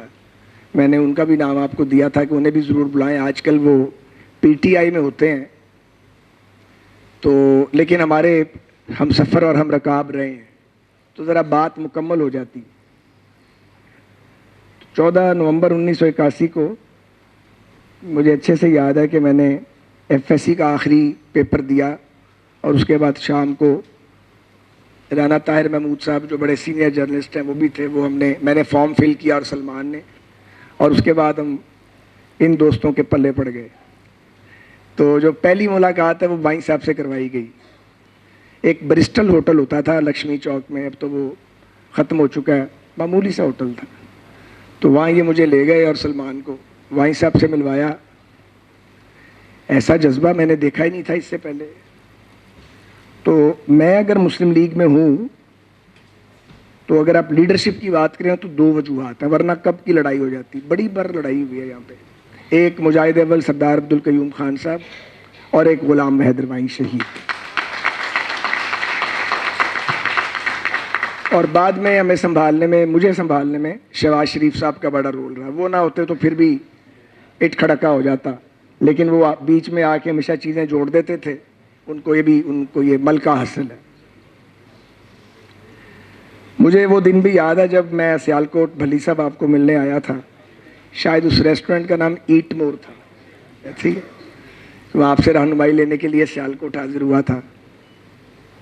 آپ نے بڑی رہنمائی کی ہمیں بڑا پیٹرنائز کیا. بڑا مشکل دور تھا. خود مسلم لیگ جو تھی وہ مہذب عدسہ لگا کر تلاش کرنی پڑتی تھی. تھا ہی کچھ نہیں, کوئی نام لینے والا ہی نہیں تھا. چند لیڈر تھے اور ایم ایس ایف نام کی تو کوئی چیز تھی نہیں, بس ایک چھوٹا سا سٹرکچر تھا چند لوگوں کا. بہرحال وہ ایک فیز تھا زندگی کا. مجھے افسوس یہ ہے کہ مسلم لیگ کو, میری اپنی پارٹی کو 2 موقع ملے جب ہم نے ان کو ادارے بنا کے دیے. ایک مسلم اسٹوڈنٹس فیڈریشن, وہ موقع مسلم لیگ کی قیادت نے ضائع کر دیا. اور ہزاروں نوجوانوں کا وہ قافلہ تھا جو بدقسمتی سے تتر بتر ہوا, وہ اس سے کام نہیں لیا جا سکا.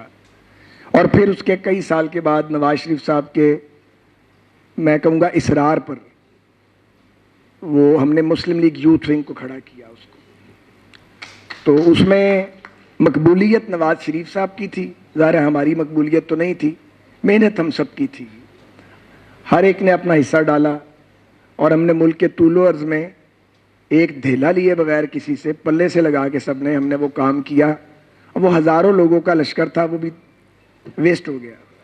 اکثریت اس سے کام ہی نہیں لیا گیا. یہ جیسے ابھی جمیل فریدی صاحب تقریر کر رہے تھے, یہ یوتھ ونگ کے ساتھی ہیں, اب یہ پاک پتن میں مسلم لیگ کے صدر ہیں. ایسی بہت ساری مثالیں پورے ملک میں موجود ہیں.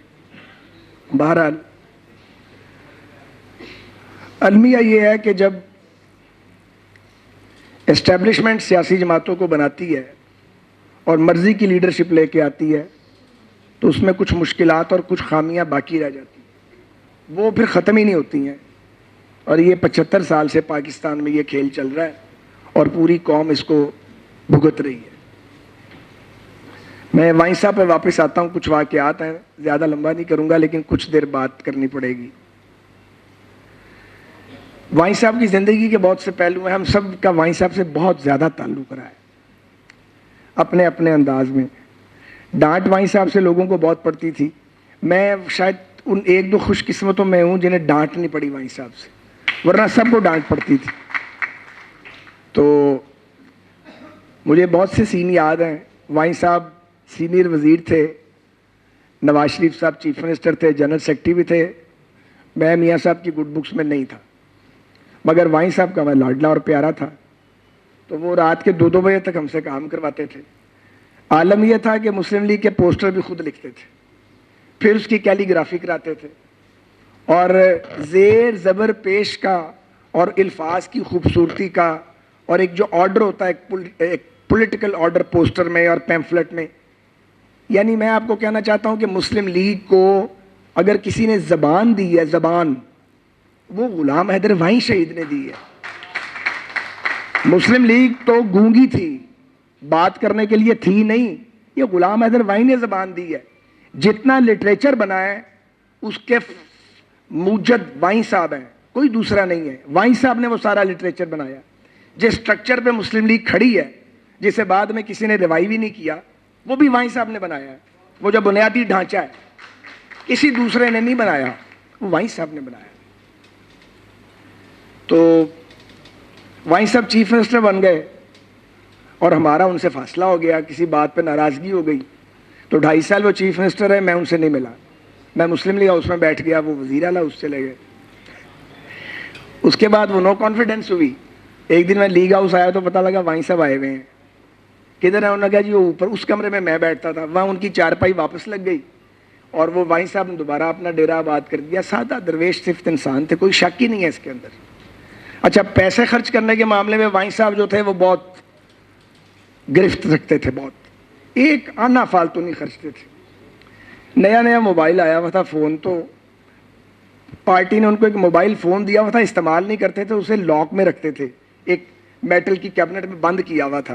ہمیں بھی کبھی جھلک نہیں کراتے تھے. تو ایک یوتھ ونگ کی ریلی تھی تو مجھے بلوایا اوپر اپنے پاس. تو مجھے کہتے ہیں یار وہ ساتھ وہ الماری کھول کے موبائل کر لا. میں وہ موبائل کو تو جان سے عزیز رکھتے تھے تاکہ خرچہ نہ ہونا پارٹی کا. میں کہ اس کا کیا کرنا ہے؟ اے لے جا. میں کیا میں نے کیا کرنا ہے؟ وہ یار ریلی ہے نا, تیرے رابطے کی لوڑ پینی ہے, تے لے جاؤ. تو وہ وائیں صاحب نے وہ موبائل مجھے مستعار دیا, جو میں نے 15-20 دن استعمال کر کے پھر ان کو واپس کیا. پھر ایک دن بلا لیا, MSF کا دور تھا, تو کہتے ہیں یہ لڑکوں کو موٹر سائیکلیں چاہیے ہوں گی. میں نے کہا جی وہ کر لیتے ہیں ہم. نہیں. تو میں کیا کرنا ہے؟ 2 ہونڈا 70 MSF نے دے دینے. پتہ نہیں مجھے قیمت بھول گئی ہے کتنی تھی.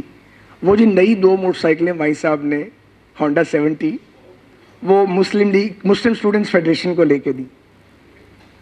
اپنے پر 1 روپیہ نہیں خرچتے تھے پارٹی کا, ایک آنا خرچنے کے روادار نہیں تھے اپنے اوپر, مگر جماعت پر اور خاص طور پہ یوتھ پالیٹکس پر وہ چاہتے تھے کہ خرچہ کیا جائے. وزیر اعلیٰ بن کے جب واپس آئے تو اب چونکہ ناراضگی تھی, 2.5 سال سے ملے نہیں تھے, تو نیچے بیسمنٹ میں ایک پروگرام تھا وائیں صاحب کی صدارت میں. اب ظاہر ہے ہم بھی ساتھ ہی بیٹھے ہوئے تھے, تو ساتھ والی کرسی پہ میں بیٹھا ہوا تھا. مجھے چٹ لکھ کے بھیجی, کہ وہ بول تو رہے نہیں تھے ایک دوسرے سے, اس پہ لکھا ہوا تھا کہ یوتھ ونگ کی ایک ریلی کرنی ہے تو یہ تمہاری ذمہ داری ہے. میں ان کو کیا کہتا, میں نے بھی چٹ لکھ کے بھیج دی کہ ٹھیک ہے جی. پھر چٹ آئی تم اوپر آؤ. اس کے بعد پھر میں اوپر چلا گیا, تو پھر دوبارہ ہم نے کام شروع کر دیا. سب نے اسی طریقے سے بھول گئے کہ کوئی آپس میں ناراضگیاں نہ چاہتی تھی. 1988 کی بات ہے. 85 میں میری والدہ اندرون شہر سے MP الیکٹ ہوئی. 86 میں جب بغاوت ہوئی میاں صاحب کے خلاف, پرویز الہی صاحب کی, تو والدہ ان کے ساتھ تھیں. جب 88 آیا تو وہ ہمارا حلقہ ہم سے واپس لے لیا گیا. 8-10 سال جھگڑے میں گزر گئے ایک دوسرے کے ساتھ. تو ہوا اس طرح کہ وہ بائی الیکشن آ گیا. تو میں نے سوچا کہ پھر انڈیپینڈنٹ لڑ لیتے ہیں. وہ دیواریں شواریں لکھوا دیں شہر کی.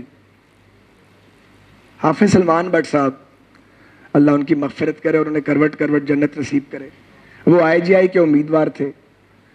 بڑا میرا ان سے تعلق تھا, لیکن اس دور میں تعلق نہیں تھا کیونکہ وہ جمعیت MSF کے جھگڑے میں ہم بہت دور جا چکے تھے. اب میں الیکشن میں کھڑا تو ہو گیا, مگر میرا دل نہ کرے الیکشن لڑنے کو, اور میں کسی کو یہ بتا بھی نہ سکوں کہ میں لڑنا نہیں چاہتا, شرم کا مارا. تو کسی نے شہباز شریف صاحب کو کہا کہ وہ حافظ سلمان صاحب نے کہا کہ استاد رفیق کو بٹھائیں. انہوں نے کہا نہیں, انہوں کھڑا رہنے دو, کیونکہ اس دور میں شہباز صاحب یہ چاہتے تھے کہ یہ فارغ ہو جائے. تو اب سمجھ نہ آئے بھی بیٹھنا کیسے ہے, اور لڑنا ہے تو پارٹی کی وائلیشن ہو جائے گی. دیواریں لکھی گئی ہیں. اچھا خاصا میرا گروپ تھا شہر میں. تو 2 واقعات میں آپ کو سنانا چاہتا ہوں. حافظ سلمان صاحب سے کئی سال سے ملاقات نہیں ہوئی تھی. انہیں میری مشکل کا اندازہ تھا. وہ کھڑے تھے, IGI کے امیدوار تھے. تو ایک رات 12-12:30 بجے وہ میرے گھر کا دروازہ کسی نے کھٹکھٹایا شہر میں. دروازہ کھولا تو آپ سب کھڑے, کہ آپ کدھر؟ انہوں نے کہا میں آ گیا ہوں. میں نے انہیں بٹھا لیا اپنے پاس. میں نے کہا کیا حکم ہے؟ انہوں نے کہا کچھ نہیں, وہ یہ ہے کہ میں یہاں الیکشن میں کھڑا ہوں تو تم بھی کھڑے ہو, تو کیا کرنا ہے؟ میں نے انہیں کہا میں آپ کو کیا بتاؤں گا. تو انہوں نے کہا تم فکر نہ کرو, میں مینیج کرتا ہوں. اگلی بات بڑی امپورٹنٹ ہے.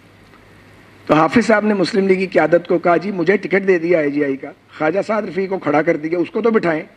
وہ جسے کہیں وہ کہیں نہیں, انہوں کھڑا رہنے دو تاکہ جان چھوٹ جائے اس سے. مگر مقدر میں تو جان چھوٹنی لکھی نہیں ہوئی تھی, تو اوپر والے نے کچھ اور لکھا ہوا تھا. وہ وائن صاحب کے پاس گئے. وائن صاحب نے کہا کہ وہ پولیٹیکل ورکر ہے, ضائع نہ ہو جائے. تو اٹ واز غلام حیدر وائن. وہ پورا جرگہ بنا کے لائے اور میرے گھر تشریف لائے اور میری جان چھڑائی اس الیکشن سے جو میں لڑنا نہیں چاہ رہا تھا, اور پھر ہم نے حافظ صاحب کو پارٹی ڈسپلن میں رہتے ہوئے سپورٹ کیا.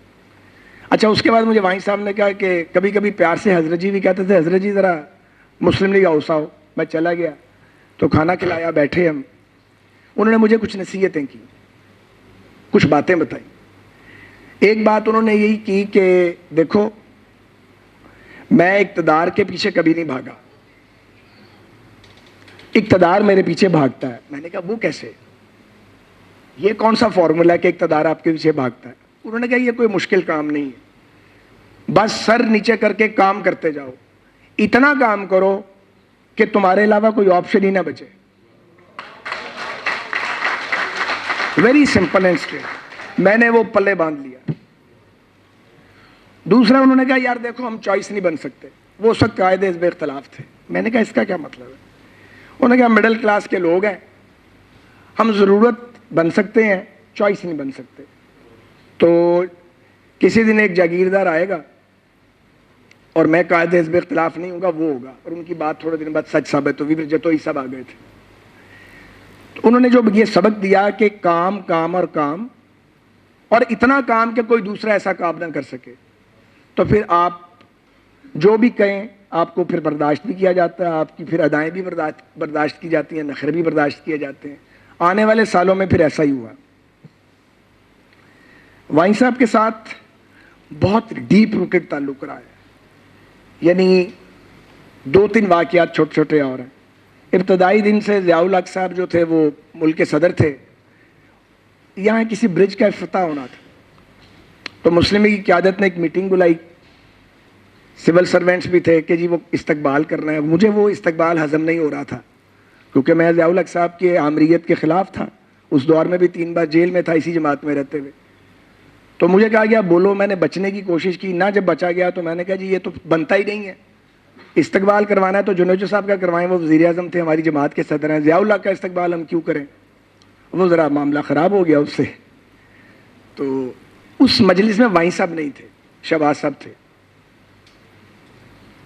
تو میں آیا دوپہر کو لیگ ہاؤس, تو مجھے وائن صاحب کا ایک پیغام ملا کہ ذرا اگلے دن بلا رہے ہیں. میں چلا گیا تو مجھے کہتے ہیں وہ کل اتنے کی ہویا سی. میں کہ جی کتنے؟ وہ کمشنر والی میٹنگ, ذرا دسو حضرت جی کی کیا ہے؟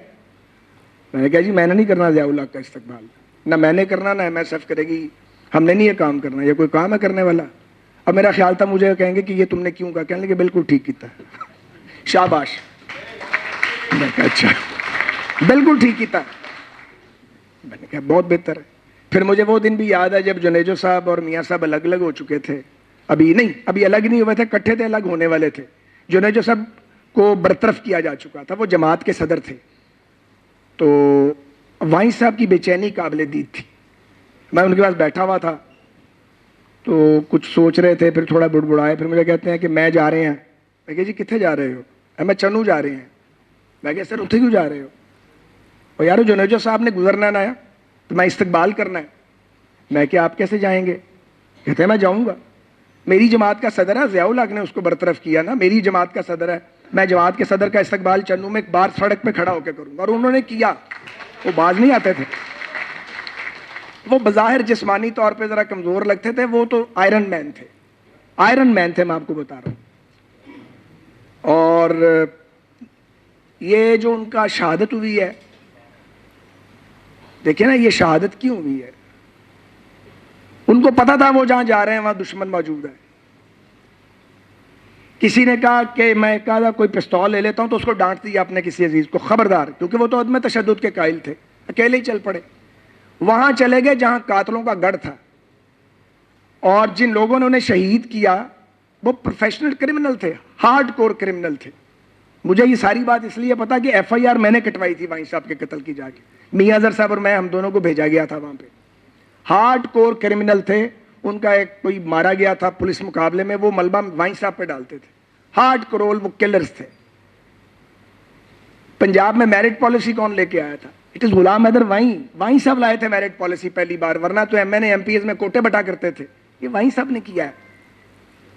پھر وائیں صاحب نے ایک اور بڑا کام کیا, زار صاحب آپ کو یاد ہے, ہوتا یہ تھا کہ چیئرمین ڈسٹرکٹ کونسل بھی میں ہی ہوں اور ایم پی اے یا ایم این اے بھی میں نے ہی بننا ہے. 2 3 عہدے ایک شخص نے سنبھالے ہوئے تھے. انہوں نے کہا یہ نہیں ہوگا, انہوں نے اپارٹ کیا اس کو, سو بغاوت ہو گئی. ایم پی ایم این اے آئے ہوئے تھے, کوئی برادری کی بنیاد پہ, کوئی طاقت کی بنیاد پہ. انہوں نے کہا یہ کدھر سے آ گیا, ایک غریب آدمی 4 مرلے کے گھر میں رہنے والا, یہ ہمیں ڈانٹتا بھی ہے, پارٹی کی بات بھی کرتا ہے, نظریات کی بات بھی کرتا ہے, کہتا ہے جاؤ پرائمری یونٹ بنا کے لاؤ. تو وہ ایک ان کے خلاف جو وہ بغاوت ہوئی جس میں پھر 22 لوگ باقی رہ گئے تھے, وہ اصل میں ان کے اصولوں کے خلاف بغاوت ہوئی تھی. تو وائیں صاحب ایک روشن, ایک مینارہ نور ہے مسلم لیگ کے لیے, ایک روشن مینار ہے, وہ لائٹ ہاؤس ہے مسلم لیگ کا. اور جب تک یہ سیاست کا عمل جاری ہے, غلام حیدر وائیں کا نام گہنا نہیں سکتا, نہ اسے مسلم لیگ کی تاریخ سے نکالا جا سکتا.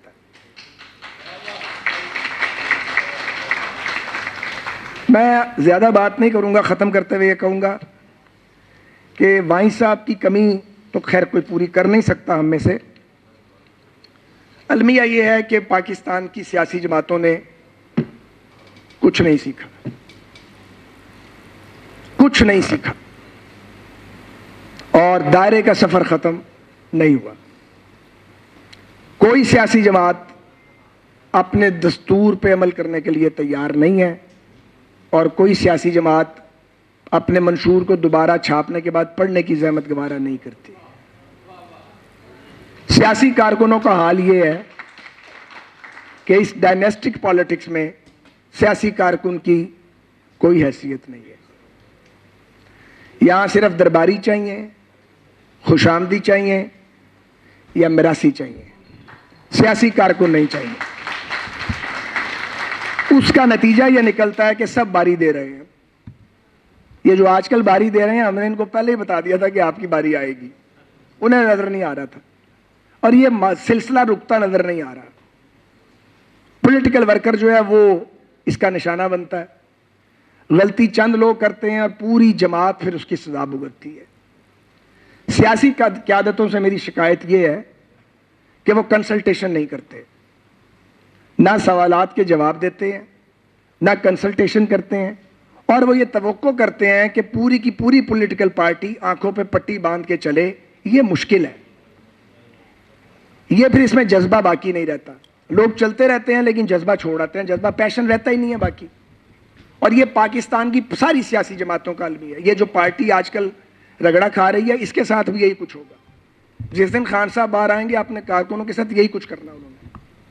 اس لیے کیونکہ نظام تو کہیں موجود نہیں ہے, جماعتوں میں ادارے موجود نہیں ہیں, مشاورت کا نظام موجود نہیں ہے.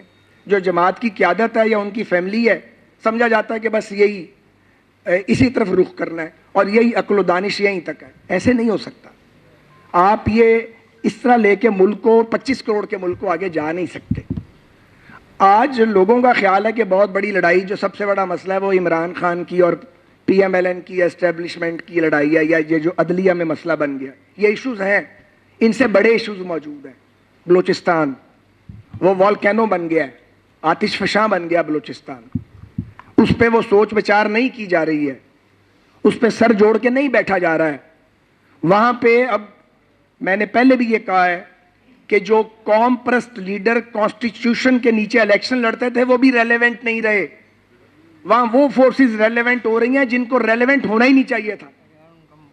خیبر پختونخوا, وہاں پہ وہ قوتیں زور پکڑ رہی ہیں جو آئین پاکستان کو کبھی جنہوں نے تسلیم ہی نہیں کیا.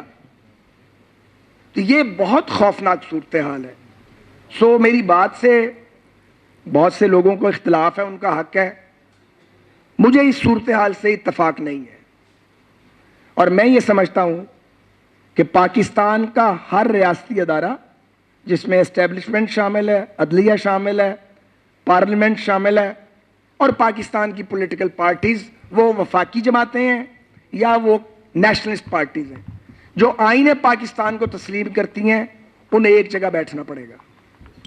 آئینی قوتوں کو, کانسٹیٹیوشنل فورسز کو, جو کانسٹیٹیوشن کو مانتی ہیں اور اس کے نیچے پالیٹکس کرتی ہیں یا اپنے اپنے دائرہ کار میں کام کرتی ہیں یا کبھی کبھی دائرہ کار سے باہر بھی کام کر لیتی ہیں, انہیں ایک جگہ بیٹھنا پڑے گا. یہ بہت الارمنگ سچویشن بن گئی ہے کہ آئین پاکستان کو ماننے والے آپس میں دست و گریباں ہیں اور جو نان اسٹیٹ ایکٹرز ہیں وہ مضبوط ہو رہے ہیں.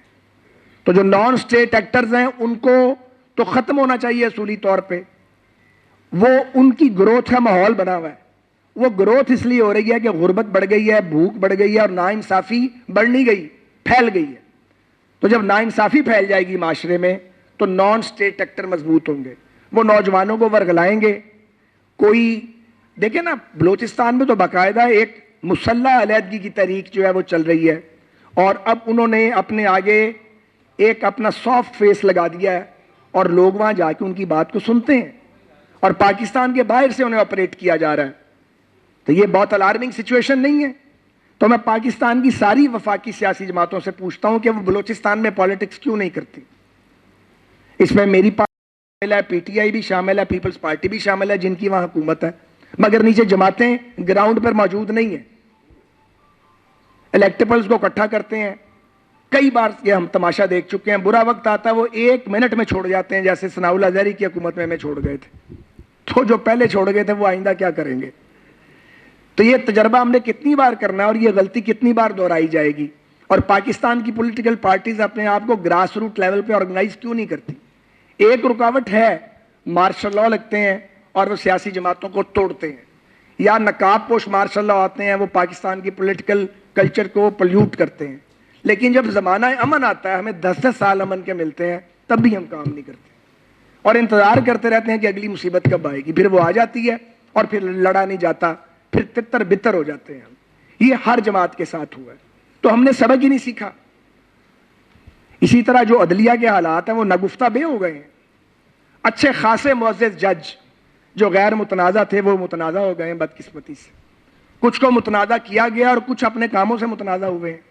اچھا خاصا آدمی ہوتا ہے, اسے نہ جانے کیا ہوتا ہے کہ اس کے بعد وہ ایک ایسے راستے پہ چل پڑتا ہے.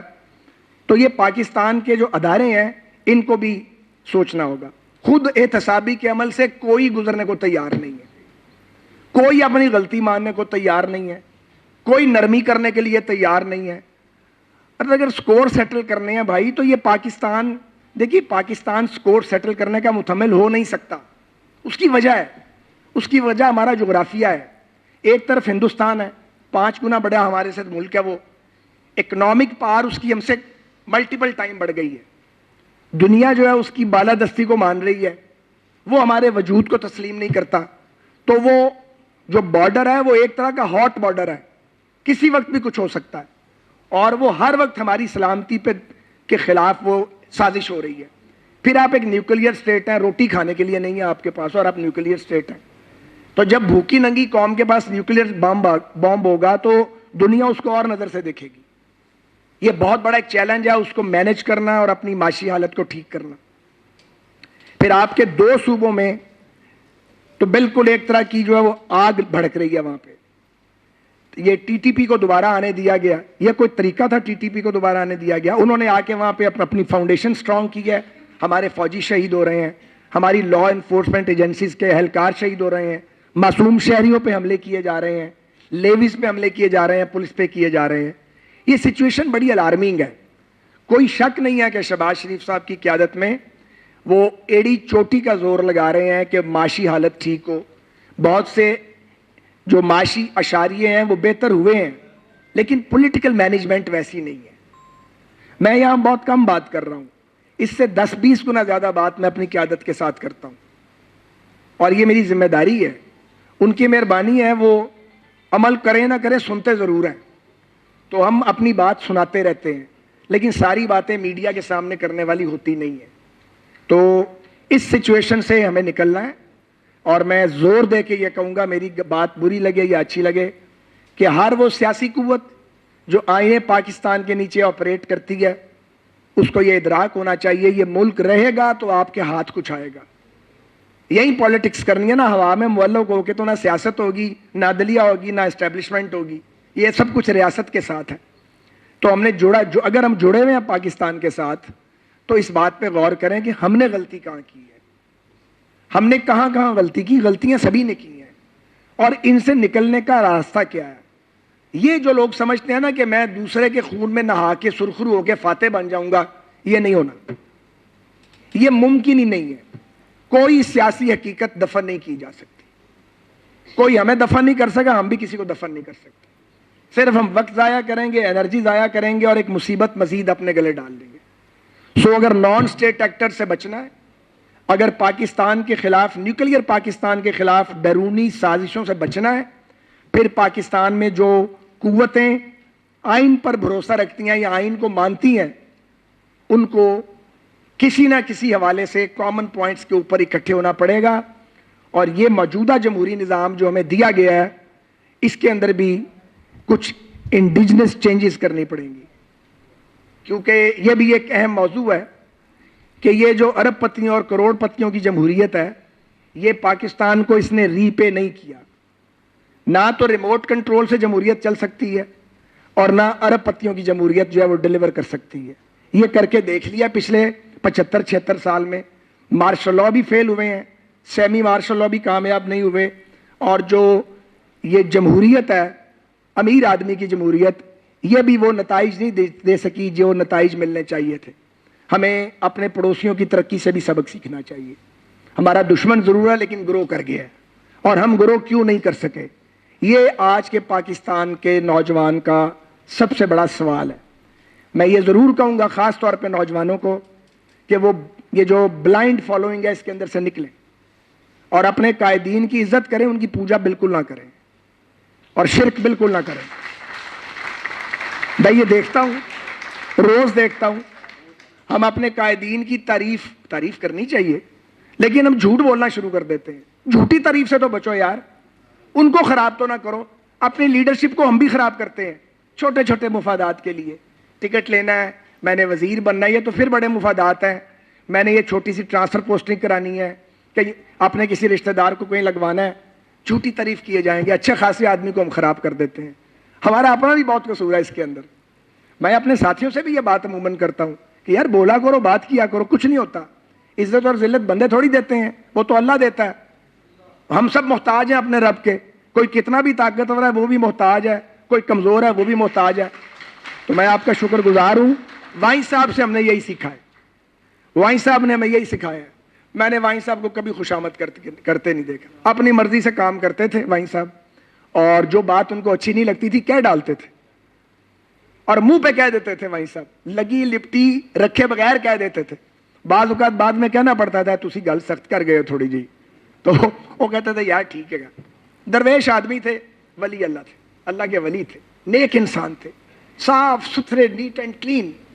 کوئی دنیا داری کا ان کے اندر کوئی ایک کوئی خاک کا ذرہ بھی ایسا نہیں میں نے ان کو لگا دیکھا. صاف ستھرے آدمی, کیا شخص تھے. دوسرا غلام احمد روانی نہیں آ سکتا. ہم ان کے یاد کو زندہ بھی رکھیں گے, اور انشاءاللہ ان کی برسی نہیں ہے, یہ یوم شہادت ہے. ان کے یوم شہادت پہ اس عہد کی ہم تجدید بھی کرتے ہیں کہ وائن صاحب کے نظریات کے ساتھ ہی جئیں گے, اس کے ساتھ ہی مریں گے, ان کو چھوڑیں گے نہیں انشاءاللہ. پاکستان زندہ باد, غلام حیدر وائن شہید زندہ باد.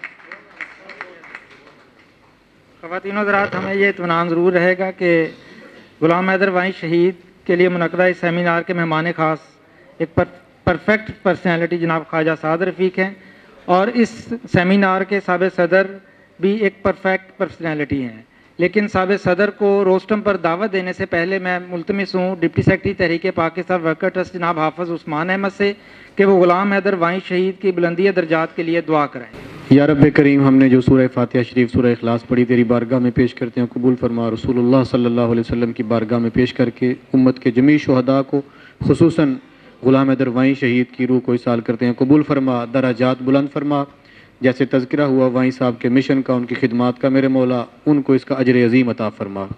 ہمارے ان اداروں کے تمام اکابرین کے درجات بلند فرما, ان کی بخشش و مغفرت فرما. وصلی اللہ علی حبیبی محمد.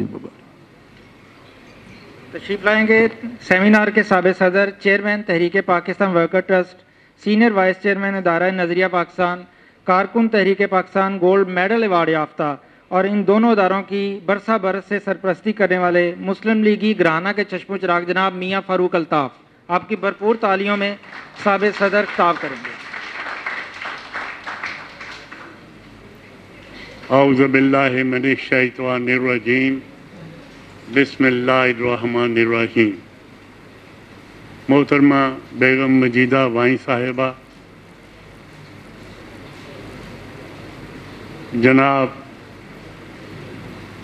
خواجہ سعد رفیق صاحب،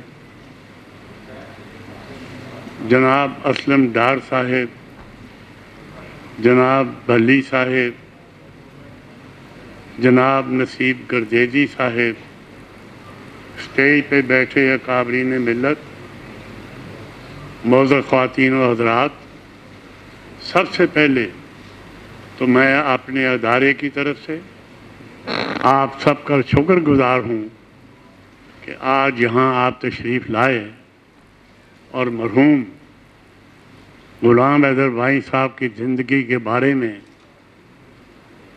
بہت سی باتیں سنی اور بہت سی باتیں ہمیں سیکھنی چاہیے.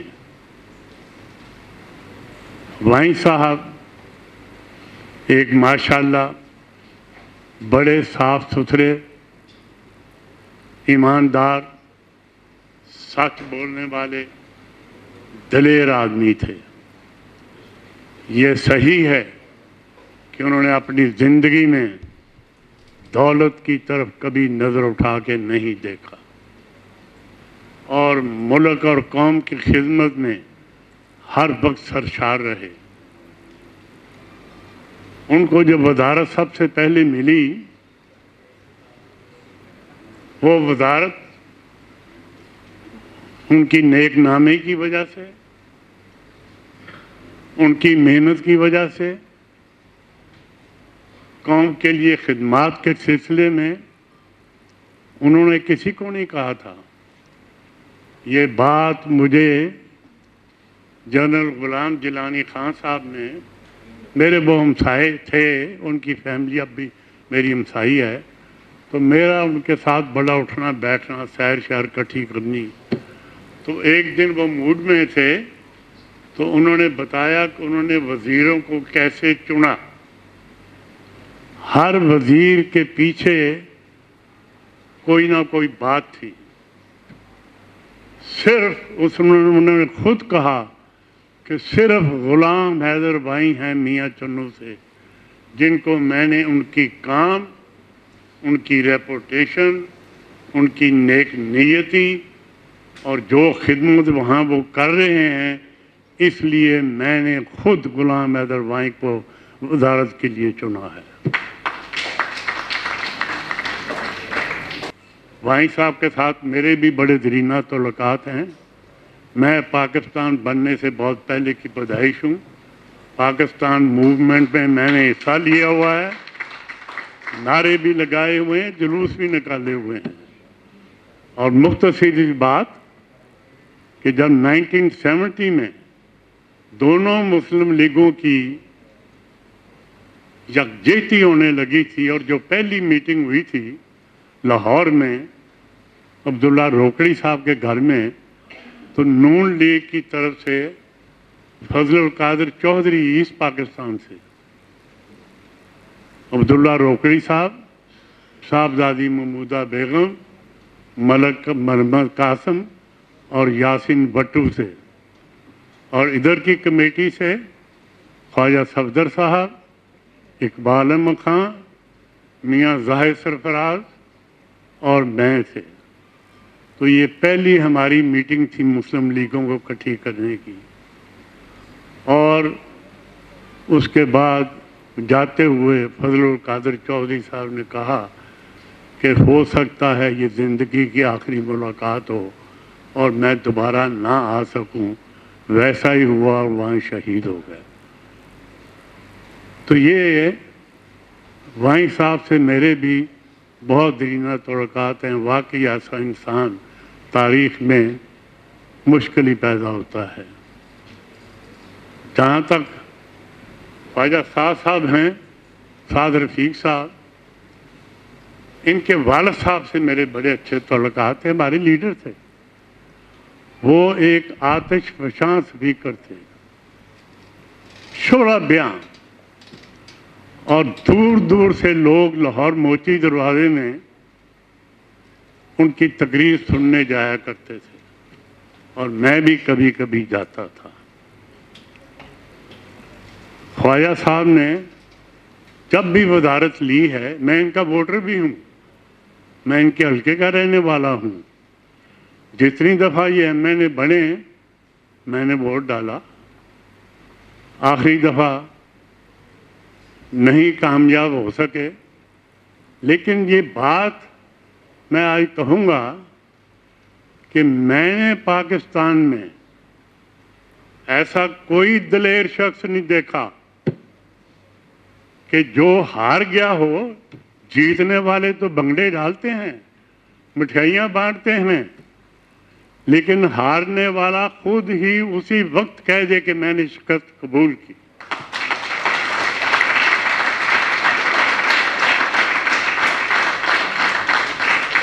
اور یہ بات میں یقین سے کہہ سکتا ہوں کہ یہ پاکستان کی تاریخ میں واحد مثال ہے اور یہ ایک ریکارڈ ہے. کیوں کہ شکست تسلیم کرنے کے لیے ایک بڑا دل چاہیے، بڑی ہمت چاہیے. تو وہ اس پاکستان میں میری زندگی میں سیاسی تاریخ میں میں نے بھی بڑے عہدے رکھے ہیں، تو میں نے وہ شخصیت جو دیکھی ہے، میرا ان سے یہاں ہی ملاقات ہوتی ہے تو یہ میرے دل کی فیلنگ بڑی پرانی ہے کہ یار کیا شخص ہے. ایک میں نے امریکہ کو پریزیڈنٹ کو دیکھتا ہوں، جو بھی ہار جائے وہ اسی وقت کہتا ہے جی میں ہار گیا، مجھے ہار تسلیم ہے. تو ایک میں نے خواجہ سعد رفیق صاحب کو دیکھا، حالانکہ یہ ہمیشہ کامیاب وزیر رہے ہیں. یہاں ہی ایک دفعہ یہ تشریف لائے آپ، تو اس وقت یہ ریلوے کے وزیر تھے. تو 1970 کے 68 کے بعد یہ شخصیت ایسی آئی کہ انہوں نے ریلوے کو ٹھیک کر لیا. تو یہاں ہی میں نے کہا تھا کہ ان کو PIA بھی دی جائے تاکہ وہ بھی یہ ٹھیک کریں. تو کہنے کا مقصد یہ ہے، یہ باتیں ساری، کہ اگر انسان محنت کرے، اس کی نیت ٹھیک ہو، تو اللہ تعالیٰ کی ذات اس کو عزت بھی دیتا ہے اور کامیابیاں بھی عطا کرتا ہے. اور یہ کبھی شکست ہوتی ہے، یہ بھی انسان کو سبق سکھانے کے لیے ہوتی ہے. باقی جہاں تک تمام وقت بڑا زیادہ ہو گیا ہے، جتنے مقررین نے جتنی باتیں کی ہیں یہ ساری پاکستان کی بہتری کے لیے کی ہیں، اور ہمیں توجہ دینی چاہیے، ان باتوں پہ غور کرنا چاہیے، اپنے آپ کو ٹھیک کرنا چاہیے. یہ پرابلم اس لیے آئی ہے کہ ہم دولت پرست ہو گئے ہیں، ہم شخصیت پرست ہو گئے ہیں. یہ حقیقت ہے. دو باتیں آپ نے صحیح فرمائی ہیں سب نے، ایک دولت لالچ، ایک شخصیت پرستی. جب یہ دو چیزیں انسان کے اندر آ جائیں تو اس انسان کے اندر شیطانیت بھی آ جاتی ہے، منافقت بھی آ جاتی ہے، لالچ بھی آ جاتا ہے اور جھوٹ بھی آ جاتا ہے. جب یہ ساری چیزیں کسی انسان کے اندر آ جائیں تو بھائی جان یہ ایک دیمک ہے، یہ اس انسان کو بھی کھا جاتی ہے، اس قوم کو بھی کھا جاتی ہے. اور اگر اپنی آزادی کو برقرار رکھنا ہے تو آپ نے ان چیزوں سے اپنے آپ کو چھٹکارا دلوانا ہے. جو قومیں اس بات کو نہیں سوچتی ان کو اپنی آزادی رکھنی مشکل ہو جاتی ہے. تو اس لیے اپنی آزادی کو ہم ماشاءاللہ 1968 تک بڑے اسٹرانگ کنٹری سے، بہت مضبوط ملک تھا، کوئی پرابلم نہیں تھی. कोई लॉ एंड ऑर्डर सिचुएशन नहीं थी, कोई भूख नंग नहीं था, कोई महंगाई नहीं थी, लोग एक दूसरे का ख्याल करते थे, सादा जिंदगी थी। पाकिस्तान ने तरक्की की और 68 तक एशिया के अंदर भारत के बाद हम नंबर 2, रेट ऑफ डेवलपमेंट हमारा नंबर 2 था, और इकोनॉमी के लिहाज से हम एशिया में नंबर 4 थे। क्या हुआ? यही बीमारी हमें आग लगी। इसके बड़े रीजन हैं, वो फिर कभी बातें होंगी। Let us work hard for Pakistan. ये पाकिस्तान हमारा है, हमने इसको मजबूत करना है, हमने अपने दुश्मनों से इसका बदला लेना है, और हम आप पहले भी किया, अब भी कर सकते हैं, करेंगे।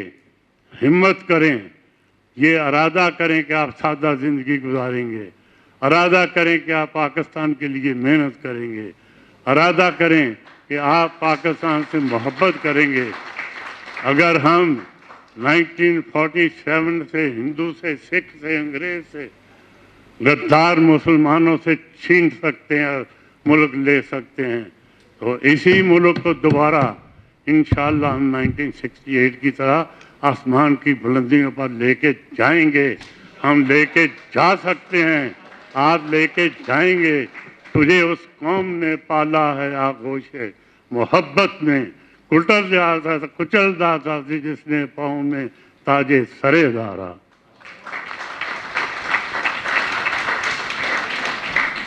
आप सबकी तशरीफ़ आवरी का बेहद शुक्रिया। इस सेमिनार का इख्तिताम हम जिंदाबाद के नारों से लगाएंगे। पाकिस्तान जिंदाबाद, कायदे आज़म, मशाइरे तहरीक पाकिस्तान और गुलाम हैदर वाई शहीद जिंदाबाद।